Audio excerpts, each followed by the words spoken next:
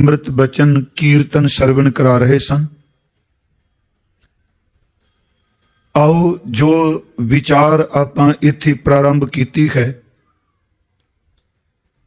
ਉਸ ਲੜੀ ਨੂੰ ਆਪ ਜੀ ਦੇ ਸਨਮੁਖ ਅੱਗੇ ਬੇਨਤੀ ਕਰ ਸਕਾਂ।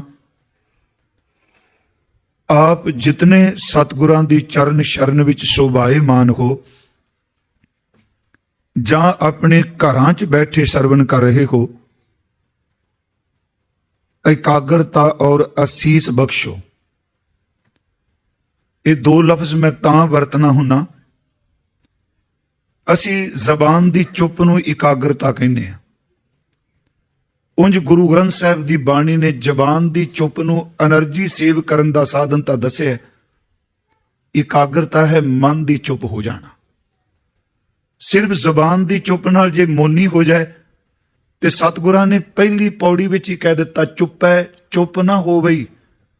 इत्थे याद रखियो लफ्ज एक चुप आया एक चुप आया, पर दोनों के अर्थ वखरे वखरे। पहला चुप है दा अर्थ है जबान दी चुप नाल, ते दूसरा शब्द जिहड़ा चुप ना हो बई इहदा अर्थ है मन नहीं चुप करदा, क्योंकि लफ्ज इको ही है। चुप है चुप ना हो बई जे लाए रहा लिवतार। कोई भी बुलारा बोले संगत विच उहदे संबंधी आपां पॉजिटिव अप्रोच लैके ख्याल पैदा करांगे, सचमुच उदों पूर्ण एकाग्रता बनती है। आप जितने सतगुरां दी चरण शरण विच जां घरां च बैठे हो, गुरु बख्शी फतेह स्वीकार करो और अदब सहित उच्चारण करो जी। वाहिगुरु जी का खालसा, वाहिगुरु जी की फतेह। मैं कुछ मिनट अज तक आपां की बोले हाँ, सिर्फ एक पंछी झात है। मेरे मन सी इस बारे, हालां मैं वो गल शुरू नहीं कर सकिया जिन्नी इत्थे हो जाएगी ठीक है, बाकी जिथे अगे विचार करांगा उत्थे उस लड़ी नूं जारी रखांगे। मन सी जो भाई साहब भाई नंद लाल हजूर दे अत दे नेड़ दे ने ते हजूर साहब तक नाल तुरदे आ। उन्होंने जो फारसी विच तां है, कल मैं अर्ज करांगा उन्हां दीयां रचनावां बारे। ते यह भी सच है भाई साहब भाई नंद लाल साहब जी तो बाद सिखां विच कोई भी इन्ने उच्चे सुरत दा मालिक परशियन दा विद्वान पैदा नहीं हो सकिया जो भाई साहब भाई नंद लाल ते बख्श सी। उन्होंने रहतनामा लिखिया, तनखाहनामा लिखिया, ते जिहड़ा तुसी रोज दो तुकां पढ़दे हो अरदास तो बाद राज करेगा खालसा आकी रहे ना कोई, याद रखियो भाई नंद लाल साहब जी दीयां तुकां ने, ये उन्होंने लिखिया है, महाराज दे वेले दी लिखत है। उस खालसा शब्द संबंधी तां मन च आया क्योंकि जिहड़े सिद्धांतक हमले हुंदे आ, मेरी फिर बेनती है, फिजिकल हमलियां वास्ते इकट्ठ हो सकता है, बोल बुलारा हो सकता है। सिद्धांतक जिहड़े बरीक हमले हुंदे आ सिੱਖੀ ते उहनूं समझण वास्ते बरीकी ही होनी चाहिदी है। उस विच मेरी बेनती सी कि गुरु नानक साहब, फिर अर्ज कहे गुरु ग्रंथ साहब ते खालसे नूं वख-वख करके व्याख्या नहीं करनी कि श्री गुरु ग्रंथ साहब दी बाणी दरअसल मूल स्रोत शब्द वरतां जां खालसे दे जिहड़ी शुरुआत ते जड़ां ने, सच ये वे गुरु ग्रंथ साहब दी बाणी है। उस विच आपां जिहड़े शब्द हुण तक विचारे ने, संत शब्द दी विचार कीती, ब्रह्म ज्ञानी शब्द दी विचार कीती, साध लफ्ज दी विचार कीती, ते कल दोपहर दे दीवान तो जो मैं शुरुआत की वो आपां कीती है सिख दी।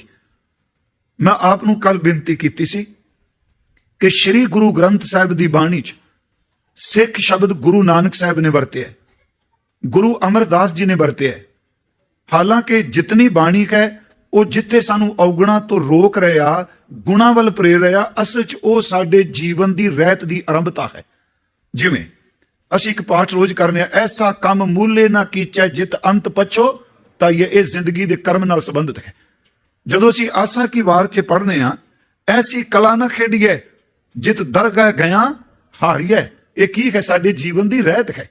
जदों असीं सुखमनी साहिब च पढ़ने आ कि सर्व धर्म में श्रेष्ठ धर्म अगे है हर को नाम जप, फिर एक गल ध्यान नाल सुनियो, जे सिर्फ नाम जप है पखंडी भी मुंह तो राम राम कह सकता है, परपंच करने वाला भी वाहिगुरु वाहिगुरु कह सकता है। मेरी बेनती उत्थे अगला लफ्ज रहत है, वो है हर को नाम जप ਨਿਰਮਲ ਕਰਮ, ਕੇਵਲ ਜਪ ਨਹੀਂ, ਅੰਦਰ ਕਰਮ ਵੀ ਹੋਵੇ। ਇਹ ਸਾਰੀਆਂ ਗੱਲਾਂ ਜਦੋਂ ਆਪਾਂ ਸਤਿਗੁਰੂ ਦੀ ਬਾਣੀ ਦਾ ਅਭਿਆਸ ਕਰਾਂਗੇ, ਸਭ ਕੁਝ ਸਤਿਗੁਰੂ ਬਖਸ਼ਦੇ। ਕੱਲ ਮੈਂ ਆਪ ਜੀ ਨੂੰ ਅਰਜ਼ ਕੀਤੀ ਸੀ ਸਿੱਖ ਬਾਰੇ। ਆਪਾਂ ਜਿਹੜਾ ਸ਼ਬਦ ਕੱਲ ਸ਼ਲੋਕ ਲਿਆ ਸੀ, ਮੈਂ ਉਸੇ ਤੋਂ ਸ਼ੁਰੂਆਤ ਕਰਨ ਲੱਗਾ। ਗੁਰੂ ਰਾਮਦਾਸ ਮਹਾਰਾਜ ਜੀ ਦਾ ਉਹ ਸ਼ਲੋਕ ਸਿੱਖ ਲਈ ਤਰਤੀਬਵਾਰ ਪਹਿਲੀ ਰਹਿਤ ਹੈ ਸਿੱਖ ਦੀ ਜੋ ਲਿਖੀ ਗਈ। ਮੈਂ ਤਰਤੀਬਵਾਰ ਕਹਿ ਰਿਹਾ, ਉਹ ਵੀ ਸਿਰਫ ਸਪਿਰਿਚੁਅਲ ਹੈ ਸਾਰੀ। ਉਹ 'ਚ ਬਾਹਰਮੁਖੀ ਕਰਮਾਂ ਦਾ ਕੋਈ ਜ਼ਿਕਰ ਨਹੀਂ, ਸਿਰਫ ਨਾਮ ਦੀ ਗੱਲ ਹੈ।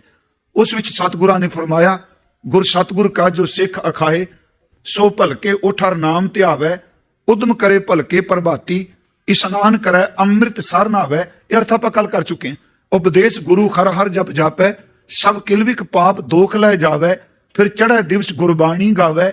ਬਹਿੰਦਿਆਂ, ਪਰ ਇੱਥੇ ਇਹ ਨਹੀਂ ਕਿਹਾ ਕਿਵੇਂ ਬਹਿੰਦਾ ਉੱਠਣਾ, ਬਹਿੰਦਿਆਂ ਉੱਠਦਿਆਂ ਹਰ ਨਾਮ ਧਿਆਵੈ, ਜੋ ਸਾਸ ਗਿਰਾਸ ਧਿਆਏ ਮੇਰਾ ਹਰ ਹਰ, ਸੋ ਗੁਰ ਸਿੱਖ ਗੁਰੂ ਮਨ ਭਾਵੈ, ਜਿਸ ਨੂੰ ਦਿਆਲ ਹੋਵੇ ਮੇਰਾ ਸੁਆਮੀ, ਤਿਸ ਗੁਰ ਸਿੱਖ ਗੁਰੂ ਉਪਦੇਸ਼ ਸੁਣਾਵੇ, ਜਨ ਨਾਨਕ ਧੂੜ ਮੰਗੈ, ਤਿਸ ਗੁਰ ਸਿੱਖ ਕੀ ਜੋ ਆਪ ਜਪੈ ਅਵਰਾ ਨਾਮ ਜਪਾਵੇ। ਹੁਣ ਇਹ ਗੁਰਸਿੱਖ ਕਿਹੜਾ, ਇਹਦਾ ਮਤਲਬ ਹੋਵੇਗਾ ਕਿ ਆਪਾਂ ਜਿਹੜੇ ਆ ਫਿਰ ਸਿੱਖ ਕਿਰਤ ਨਹੀਂ ਕਰਦਾ, ਨਹੀਂ ਗੁਰਮਖੋ। ਇਸ ਪੌੜੀ ਦੀ ਵਿਆਖਿਆ, ਸ਼ਲੋਕ ਦੀ ਵਿਆਖਿਆ ਭਾਈ ਗੁਰਦਾਸ ਸਾਹਿਬ ਨੇ ਕੀਤੀ। ਮੇਰੀ ਫਿਰ ਅਰਜ਼ ਹੈ ਕਿ ਗੁਰਮਤਿ ਲਿਟਰੇਚਰ, ਮੈਂ ਰੋਜ਼ ਕਹਿ ਰਿਹਾ, ਕਿਉਂਕਿ ਗੱਲ ਮੈਂ ਵਾਰ-ਵਾਰ ਪਤਾ ਕਿਉਂ ਰਿਪੀਟ ਕਰਨਾ, ਵੀ ਜੇ ਇੰਚ ਮੇਰੇ 'ਚ ਬੈਠ ਜਾਏ। ਗੁਰਮਤ ਨੂੰ ਸਮਝਣ ਲਈ ਕੇਵਲ ਕਥਾ ਵਾਸਤੇ ਨਹੀਂ ਅਸੀਂ ਗ੍ਰੰਥ ਪੜ੍ਹਨੇ, ਮੇਰੀ ਬੇਨਤੀ, ਆਪਾਂ ਸਿੱਖੀ ਕਮਾਉਣ ਵਾਸਤੇ ਗ੍ਰੰਥ ਪੜ੍ਹਨੇ ਆ। ਹੁਣ ਆਹ ਸ਼ਲੋਕ ਹੈ ਜਿਹੜਾ ਪੜ੍ਹਿਆ, ਗੁਰ ਸਤਿਗੁਰ ਕਾ ਜੋ ਸਿੱਖ ਅਖਾਏ, ਇਹਦੀ ਵਿਆਖਿਆ ਭਾਈ ਗੁਰਦਾਸ ਸਾਹਿਬ ਨੇ ਕੀਤੀ। ਪੰਜਾਬੀ 'ਚ ਪੌੜੀ ਹੈ ਜੀ, ਗੁਰਸਿੱਖ ਭਲਕੇ ਉੱਠ ਕਰ ਅੰਮ੍ਰਿਤ ਵੇਲੇ ਸਰਨਾ ਬੰਦਾ, ਗੁਰ ਕੈ ਬਚਨ ਉਚਾਰ ਕੇ ਧਰਮਸ਼ਾਲਾ ਦੀ ਸੁਰਤ ਕਰੰਦਾ, ਸਾਧ ਸੰਗਤ ਵਿੱਚ ਜਾਏ ਕੇ ਗੁਰਬਾਣੀ ਦੇ ਪ੍ਰੀਤ ਸੁਣੰਦਾ, ਅੱਗੇ ਹੈ ਕਿਰਤ ਵਰਤ ਕਰ ਧਰਮ ਦੀ ਲੈ ਪ੍ਰਸਾਦ ਆਣ ਵਰਤੰਦਾ, ਸ਼ੰਕਾ ਮਨੋਂ ਮਿਟਾਏ ਕੇ ਗੁਰ ਸਿੱਖਾਂ ਦੀ ਸੇਵ ਕਰੰਦਾ। ਇਹ ਸ਼ਬਦ ਵਰਤੇ ਕਿ ਗੁਰੂ ਕੇ ਸਿੱਖਾਂ ਦੀ ਸਾਰੇ ਉਹ ਸੇਵਾ ਕਰਦਾ ਹੈ। ਗੁਰਸਿੱਖ ਭਲਕੇ ਉੱਠ ਕਰ ਅੰਮ੍ਰਿਤ ਵੇਲਾ ਸਰਨਾ ਬੰਦਾ, ਗੁਰ ਕੈ ਬਚਨ ਉਚਾਰ ਕੇ ਧਰਮਸ਼ਾਲਾ ਦੀ ਸੁਧ ਕਰੰਦਾ, ਸਾਧ ਸੰਗਤ ਵਿੱਚ ਜਾਏ ਕੇ ਗੁਰਬਾਣੀ ਦੇ ਪ੍ਰੀਤ ਸੁਣੰਦਾ, ਸ਼ੰਕਾ ਮਨੋਂ ਮਿਟਾਏ ਕੇ ਗੁਰ ਸਿੱਖਾਂ ਦੀ ਸੇਵ ਕਰੰਦਾ, ਕਿਰਤ ਵਿਰਤ ਕਰ ਧਰਮ ਦੀ ਲੈ ਪ੍ਰਸਾਦ ਆਣ ਵਰਤੰਦਾ। ਹੁਣ ਉੱਥੇ ਦੇਖੋ ਭਾਈ ਸਾਹਿਬ ਨੇ ਕਿਹਾ, ਕਲੀ ਕਾਲ ਪ੍ਰਗਾਸ ਕਰ ਗੁਰ ਚੇਲਾ, ਚੇਲਾ ਗੁਰ ਸੰਦਾ। ਇਹਦੀ ਵਿਆਖਿਆ ਕਰ ਦਿੱਤੀ। ਮੈਂ ਇਸ ਤੋਂ ਜਿਹੜੀ ਅਗਲੀ ਬੇਨਤੀ ਆਪ ਨੂੰ ਕਰਨੀ ਚਾਹੁੰਦਾ, ਸਿੱਖ ਦੇ ਲਫ਼ਜ਼ ਤੁਸੀਂ ਬੜਾ ਮਰਿਆਦਾ ਜਿਹੜੀ ਲਾਈ, ਉੱਤੇ ਸਭ ਤੋਂ ਪਹਿਲਾ ਸ਼ਬਦ ਹੈ ਸਿੱਖ ਕੌਣ ਹੈ। ਮੇਰੀ ਫਿਰ ਬੇਨਤੀ ਹੈ ਕਿ ਸਿੱਖ ਮਰਿਆਦਾ ਤੁਰਕੀ ਬਾਣੀ ਨਹੀਂ, ਇਹ ਲਫ਼ਜ਼ ਮੈਂ ਬੜਾ ਸਖਤ ਕਹਿਣ ਲੱਗਾ। ਇਸ ਵਿੱਚ ਸਮੇਂ ਅਨੁਸਾਰ ਪੰਥ ਫੈਸਲੇ ਕਰ ਸਕਦਾ ਹੈ, ਸਥਾਨ ਅਨੁਸਾਰ ਫੈਸਲੇ ਹੋ ਸਕਦੇ ਆ, ਪਰ ਗੁਰੂ ਗ੍ਰੰਥ ਸਾਹਿਬ ਦੀ ਬਾਣੀ ਤੁਰਕੀ, ਸਰਬਕਾਲੀ ਤੇ ਸਰਬਦੇਸ਼ੀ, ਇਹਦੇ ਵਿੱਚ ਕੋਈ ਬੰਦਾ ਤਬਦੀਲੀ ਨਹੀਂ ਕਰ ਸਕਦਾ, ਕਿਉਂਕਿ ਇਹ ਕੇਵਲ ਅੱਖਰ ਨਹੀਂ। ਹੁਣ ਸਿੱਖ ਕੌਣ ਹੈ, ਅਸੀਂ ਸ਼ਲੋਕ ਪੜ੍ਹ ਲਿਆ। ਇੱਕ ਮੈਂ ਆਪ ਨੂੰ ਬੇਨਤੀ ਕਰਾਂਗਾ ਕਿ ਸਿੱਖ ਦੇ ਅਰਥ, ਮੈਂ ਉਸ ਵਿਦਵਾਨ ਨੂੰ ਨਤਮਸਤਕ ਹੁੰਨਾ ਜਿਹਦੀ ਲੇਖਣੀ ਦੇ ਮੁਕਾਬਲ ਨਾ ਸਿਆਸੀ ਤੌਰ ਤੇ ਬਖਸ਼ਦਾ ਜੀ, ਨਾ ਧਰਮ ਦੇ ਤੌਰ ਤੇ, ਖਾਸ ਕਰਕੇ ਸਰਦਾਰ ਕਪੂਰ ਸਿੰਘ ਜੀ ICS। ਉਹਨਾਂ ਨੇ ਸਿੱਖ ਬਾਰੇ, ਕਿਉਂਕਿ ਅਸੀਂ ਸਿਰਫ ਜ਼ਿਆਦਾ ਜ਼ਿਕਰ ਕਰ ਰਹੇ ਹਾਂ ਸਾਚੀ ਸਾਖੀ ਦਾ, ਤੇ ਮੈਂ ਅਕਸਰ ਕਹਿਣਾ ਹੁੰਦਾ ਉਹਨਾਂ ਨੂੰ ਜੇ ਪੜ੍ਹਨਾ ਹੈ ਤੇ ਉਹਨਾਂ ਦੀ ਪਿੱਛੇ ਜੇ ਕਿਤਾਬ ਜਿਹੜੀ ਅੰਗਰੇਜ਼ੀ ਵਿੱਚ ਪ੍ਰਾਸ਼ਰਾ ਪ੍ਰਸ਼ਨਾ, ਉਹ ਪੰਜਾਬੀ ਵਿੱਚ ਹੋ ਗਿਆ ਤਰਜਮਾ ਉਹਦਾ, ਜ਼ਰੂਰ ਪੜਿਓ। ਪਰ ਉਸ ਕਿਤਾਬ ਨੂੰ ਉਹ ਬੰਦਾ ਹੱਥ ਪਾਏ ਜਿਹੜਾ, ਵਾਹਿਗੁਰੂ ਬਖਸ਼ ਦਿਆ ਜੇ, ਕਿਸੇ ਦੀ ਗਿਆਨ ਤੇ ਮੈਂ ਤਰਕ ਨਹੀਂ ਕਰ ਰਿਹਾ, ਜਿਹੜਾ ਬੰਦਾ ਵਾਕਈ ਦੂਜੇ ਧਰਮਾਂ ਬਾਰੇ ਥੋੜੀ ਬਾੜੀ ਜਾਣਕਾਰੀ ਰੱਖਦਾ ਹੋਵੇ। ਮੈਂ 2 ਵਾਰੀ ਉਹ ਕਿਤਾਬ ਨਿੱਠ ਕੇ ਪੜ੍ਹੀ ਹੈ, ਮੇਰੇ ਮਨ 'ਚ ਅਦਬ ਹੋ ਗਿਆ, ਉਹ ਏਡਾ ਵਿਦਵਾਨ ਸਿੱਖਾਂ 'ਚ, ਉਹਦਾ ਮੁਕਾਬਲਾ ਕੋਈ। ਮੇਰੀ ਫਿਰ ਅਰਜ਼ ਹੈ, ਔਗਣ ਕਈ ਵਾਰੀ ਕੋਈ ਬੰਦਾ ਐਸਾ ਨਹੀਂ। ਇਹ ਮਤ ਸੋਚੋ ਸਾਰੇ ਪੂਰੇ, ਰੱਬ ਨੇ ਜੋ ਕੁਝ ਪੈਦਾ ਕੀਤਾ ਉਹਨੇ ਬਾਜ ਆਪੇ ਨਾਲ ਲਾਈਏ। ਐਡਾ ਸੋਹਣਾ ਗੁਲਾਬ ਦਾ ਫੁੱਲ ਹੈ ਖਿੜਿਆ, ਐਡਾ ਕੰਡਾ ਨਾਲ ਠੋਕ ਦਿੱਤਾ ਉਹਨੇ, ਇਹ ਉਹ ਨਹੀਂ ਲਾਇਆ ਨਾ। ਇੰਨਾ ਮਿੱਠਾ ਸੰਤਰਾ ਤੇ ਕੌੜੀ ਉੱਤੇ ਛਿੱਲੜ ਫਿੱਟ ਕਰ ਦਿੱਤੀ। ਸੋ ਤੁਹਾਡੇ ਨੇੜੇ ਬਦਾਮ ਨੇ, ਕਿੰਨੀ ਗਿਰੀ 'ਚ ਤਾਕਤ, ਉੱਤੇ ਲੱਕੜ ਫਿੱਟ ਕਰ ਦਿੱਤੀ ਉਹਨੇ। ਚੰਦਨ ਇੰਨਾ ਠੰਡਾ ਤੇ ਸੱਪ ਦੀ ਬਾਜੂ ਨੂੰ ਲਾ ਦਿੱਤੀ। ਇਸ ਦਾ ਮਤਲਬ ਇਹ ਨਹੀਂ ਕਿ ਔਗਣਾਂ 'ਚ ਪ੍ਰਵਿਰਤ ਹੋਣਾ, ਇਹਦੇ ਵਿੱਚ ਟੋਟੈਲਿਟੀ 'ਚ ਜੇ ਕਹੋ ਵੀ ਸਾਰੇ ਸਭ ਸੱਚੇ, ਸਭ ਠੀਕ, ਮੁਕੰਮਲ, ਕੇਵਲ ਪੂਰਨ ਬ੍ਰਹਮ ਗਿਆਨੀ ਸਤਿਗੁਰੂ ਤੇ ਪ੍ਰਮਾਤਮਾ ਹੈ। ਮੇਰੀ ਫਿਰ ਬੇਨਤੀ ਸੁਣਿਓ, ਮੈਂ ਜੇ ਅਰਜ਼ ਕਰਨ ਲੱਗਾ ਉਸ ਵਿੱਚ ਸਿੱਖ ਦੀ ਪਰਿਭਾਸ਼ਾ ਕੀ ਹੈ। ਅੱਜ ਮੈਨੂੰ ਕੋਈ ਪੁੱਛੇ ਦਾੜਾ ਪ੍ਰਕਾਸ਼, ਦਸਤਾਰ ਬੰਨੀ, ਮੇਰਾ ਬਾਣਾ ਵੇਖ ਕੇ ਕਹੇ ਸਿੱਖ ਤੁਰਿਆ ਜਾਂਦਾ ਹੈ। ਉਂਝ ਵੈਸੇ ਲੋਕਾਂ ਨੇ ਜੇ ਮੰਨ ਲਓ ਕੱਲੀ ਦਸਤਾਰ ਹੀ ਬੰਨੀ ਹੋਵੇ ਤੇ ਕਹਿ ਦਿੰਦੇ ਆ ਜੀ ਮੱਥਾ ਟੇਕਦਾ ਸਿੱਖ ਹੈ। ਮੈਨੂੰ ਉਹਨਾਂ ਦੀ ਇੱਕ ਗੱਲ ਬੜੀ ਚੰਗੀ ਲੱਗੀ। ਉਹ ਕਹਿੰਦੇ ਨੇ ਜਦੋਂ ਅਸੀਂ ਲੋਕ ਸਿੱਖ ਦੇ ਅਰਥ ਵਿਦਿਆਰਥੀ, ਸ਼ਿਸ਼, ਇਸ ਤੇ ਅਸੀਂ ਕਹਿੰਦੇ ਸਿੱਖ ਅਖੀਰ ਤੱਕ ਸਿੱਖ ਹੈ ਜੀ, ਸਖਿਆਰਥੀ, ਸ਼ਿਸ਼ ਮੈਂ ਅਰਜ਼ ਕਰ ਚੁੱਕਾ, ਸਟੂਡੈਂਟ, ਕਹਿੰਦੇ ਅਰਥ ਅੰਦਰੋਂ ਗਲੇ ਤੋਂ ਥੱਲੇ ਨਹੀਂ ਉਤਰਦੇ। ਸਟੂਡੈਂਟ, ਵਿਦਿਆਰਥੀ, ਸ਼ਿਸ਼, ਚੇਲਾ, ਖਿਮਾ ਕਰ ਦਿਓ, ਇਹ ਦੁਨਿਆਵੀ ਤੌਰ ਤੇ ਵੀ ਇੱਕ ਮਾਸਟਰ, ਇੱਕ ਪ੍ਰੋਫੈਸਰ, ਉਹਦਾ ਸਟੂਡੈਂਟ, ਉਹਦਾ ਵਿਦਿਆਰਥੀ, ਸ਼ਿਸ਼ ਹੈ। ਪਰ ਯਾਦ ਰੱਖਿਓ, ਸਿੱਖ ਗੁਰੂ ਗ੍ਰੰਥ ਸਾਹਿਬ ਦਾ ਹੋਵੇ ਜਿਹਦੇ ਵਿੱਚੋਂ ਗੁਰੂ ਬੋਲਦਾ ਹੁੰਦਾ ਹੈ। ਫਿਰ ਅਰਜ਼ ਸੁਣਿਓ, ਸਿੱਖ ਹੋਵੇ ਜਿਹਦੇ ਵਿੱਚ ਗੁਰੂ ਹੈ, ਤੇ ਜਿਸ ਦਿਨ ਸਿਰਫ ਬਾਹਰੋਂ ਬੰਦਾ ਰਹਿ ਜਾਏ, ਅੰਦਰੋਂ ਗੁਰੂ ਨਿਕਲ ਜਾਏ, ਉਦੋਂ ਸਿਰਫ ਢਾਂਚਾ ਰਹਿ ਜਾਂਦਾ, ਅੰਦਰ ਤਾਕਤ ਕੋਈ ਨਹੀਂ ਰਹਿੰਦੀ। ਮੇਰੀ ਫਿਰ ਇਸ ਬੇਨਤੀ ਨੂੰ ਧਿਆਨ ਨਾਲ ਰਿਪੀਟ ਕਰੀ ਜਾ ਰਿਹਾ ਹਾਂ। ਗੁਰੂ ਸਾਹਿਬ ਨੇ ਕਿਹਾ ਸਿੱਖ ਹੋ ਜਿਹਦੇ ਵਿੱਚ ਗੁਰੂ ਝਲਕਾਂ ਦੇਵੇ, ਗੁਰੂ ਦਿਸੇ। ਜਿਵੇਂ ਆਪ ਇੱਕ ਪਾਠ ਕਰਦੇ ਹੋ, ਗੁਰਸਿੱਖਾਂ ਅੰਦਰ ਸਤਿਗੁਰੂ ਵਰਤੈ, ਸਿੱਖਾਂ ਵਿੱਚ ਸਤਿਗੁਰੂ ਵਰਤਦੇ ਆ, ਗੁਰੂ ਆ ਵਰਤਦੇ ਆ। ਸਿੱਖ ਹੋਵੇ ਜਿਹਦੇ ਵਿੱਚ ਗੁਰੂ ਵਰਤੇ, ਤੇ ਗੁਰੂ ਦੀ ਪਰਿਭਾਸ਼ਾ ਅਨਮਤੀਆਂ ਦੀ ਦੇਣੀ। ਗੁਰੂ ਦੀ ਪਰਿਭਾਸ਼ਾ ਜਿੰਨੀ ਕੁ ਬਾਣੀ ਪੜ੍ਹ ਕੇ ਸਮਝ ਪਈ, ਗੁਰੂ ਹੋਵੇ ਜਿਹਦੇ ਵਿੱਚ ਰੱਬ ਪ੍ਰਗਟ ਹੋਇਆ ਹੈ, ਪਰਮਾਤਮਾ ਜਿਹਨੂੰ ਕਹਿ ਲਓ। ਅਸੀਂ ਗੁਰੂ ਗ੍ਰੰਥ ਸਾਹਿਬ ਜਦੋਂ ਸਤਿਗੁਰੂ ਦੀ ਪਰਿਭਾਸ਼ਾ ਪੜ੍ਹਨੇ ਆ, ਇਹ ਸੱਚਾ ਗੁਰੂ ਨਹੀਂ ਕੱਲਾ। ਕੋਸ਼ ਤਾਂ ਕਹੇਗਾ ਸਤਿਗੁਰੂ ਕਾ ਅਰਥ ਹੈ ਸੱਚਾ ਗੁਰੂ, ਪਰ ਗੁਰੂ ਗ੍ਰੰਥ ਸਾਹਿਬ ਕਹਿਣਗੇ ਨਹੀਂ, ਸਤਿਗੁਰੂ ਵਿੱਚ ਆਪ ਰੱਖਿਓ ਕਰ ਪ੍ਰਗਟ ਆਪ ਸਮਾਇਆ। ਸਤਿਗੁਰੂ ਵਿੱਚ ਵਾਹਿਗੁਰੂ ਜੀ ਵਰਤੇ ਆ। ਗੁਰੂ ਗ੍ਰੰਥ ਸਾਹਿਬ ਜੀ ਸ਼ਬਦ ਵਰਤਣਗੇ, ਜੋਤ ਰੂਪ ਹਰ ਆਪ ਗੁਰੂ ਨਾਨਕ ਕਹਾਇਓ। ਫਿਰ ਅਰਜ ਹੈ, ਜੋਤ ਰੂਪ ਹਰ ਆਪ ਗੁਰੂ ਨਾਨਕ ਕਹਾਇਓ। ਗੁਰੂ ਗ੍ਰੰਥ ਸਾਹਿਬ ਜੀ ਬਚਨ ਕਰਨਗੇ, ਸਿੱਖੀ ਅਤੇ ਸੰਗਤੀ ਪਾਰ ਬ੍ਰਹਮ ਕਰ ਨਮਸਕਾਰਿਆ। ਮੈਂ ਸਿਰਫ ਸੰਖੇਪ ਜੀ ਬੇਨਤੀ ਕਰਾਂਗਾ, ਸਤਪੁਰਖ ਜਿਨ ਜਾਣਿਆ ਸਤਿਗੁਰ ਤਿਸ ਕਾ ਨਾਉ। ਇੱਥੇ ਕੱਲਾ ਸੱਚਾ ਗੁਰੂ ਅਰਥ ਨਹੀਂ ਹੋ ਰਿਹਾ। ਸਤਪੁਰਖ ਜਿਨ ਜਾਣਿਆ ਸਤਿਗੁਰ ਤਿਸ ਕਾ ਨਾਉ, ਤਿਸ ਕੈ ਸੰਗ ਸਿੱਖ ਉਦਰੈ ਨਾਨਕ ਹਰ ਗੁਣ ਗਾਓ। ਮੈਂ ਉਸ ਸ਼ਬਦ ਨੂੰ ਉਹਨਾਂ ਦੀ ਸੰਗਤ ਕਰਕੇ, ਮੇਰੀ ਫਿਰ ਬੇਨਤੀ, ਸਿੱਧੇ ਸ਼ਬਦ ਜੀ ਮੇਰੇ ਸਤਿਗੁਰੂ ਵਿੱਚ ਪਰਮਾਤਮਾ ਦੀ ਵਰਤਦੇ ਨੇ। ਜਦੋਂ ਸਿੱਖ ਸ਼ਬਦ ਦੀ ਕਮਾਈ ਕਰਦਾ, ਉਹਦੇ ਵਿੱਚ ਗੁਰੂ ਗ੍ਰੰਥ ਸਾਹਿਬ ਦਾ ਪ੍ਰਕਾਸ਼ ਹੋ ਜਾਂਦਾ ਹੈ। ਇੱਕ ਪ੍ਰਕਾਸ਼ ਹੈ ਬਾਹਰ, ਇੱਕ ਚਰਨ ਹੈ ਬਾਹਰ। ਫਿਰ ਮੇਰੀ ਅਰਜ਼ ਸੁਣਿਓ, ਇੱਕ ਚਰਨ ਬਾਹਰ ਨੇ। ਅਸੀਂ ਕਹਿੰਦੇ ਸਤਿਗੁਰੂ ਸਰੂਪ ਲੈ ਕੇ ਜਾਂਦੇ, ਸ਼ਬਦ ਵਰਤਨੇ ਆ ਕਿ ਸਤਿਗੁਰਾਂ ਦੇ ਚਰਨ ਪਵਾਏ ਆ। ਕਮਰਾ ਸਾਫ਼ ਕਰਨੇ ਆ, ਕਮਰੇ ਸਾਫ਼ ਤੋਂ ਬਿਨਾਂ ਚਰਨ ਨਹੀਂ ਪਵਾਉਂਦੇ। ਯਾਦ ਰੱਖਿਓ, ਸਰੀਰ ਦੇ ਹਿਰਦੇ ਵਿੱਚ ਵੀ ਮੈਲਿਆਂ 'ਚ ਚਰਨ ਨਹੀਂ ਪੈਂਦੇ। ਜਿਨ੍ਹਾਂ ਦੀ ਸਫਾਈ ਹੁੰਦੀ ਹੈ, ਚਰਨ ਉਹਦੇ 'ਚ ਹੀ ਪੈਂਦੇ ਆ।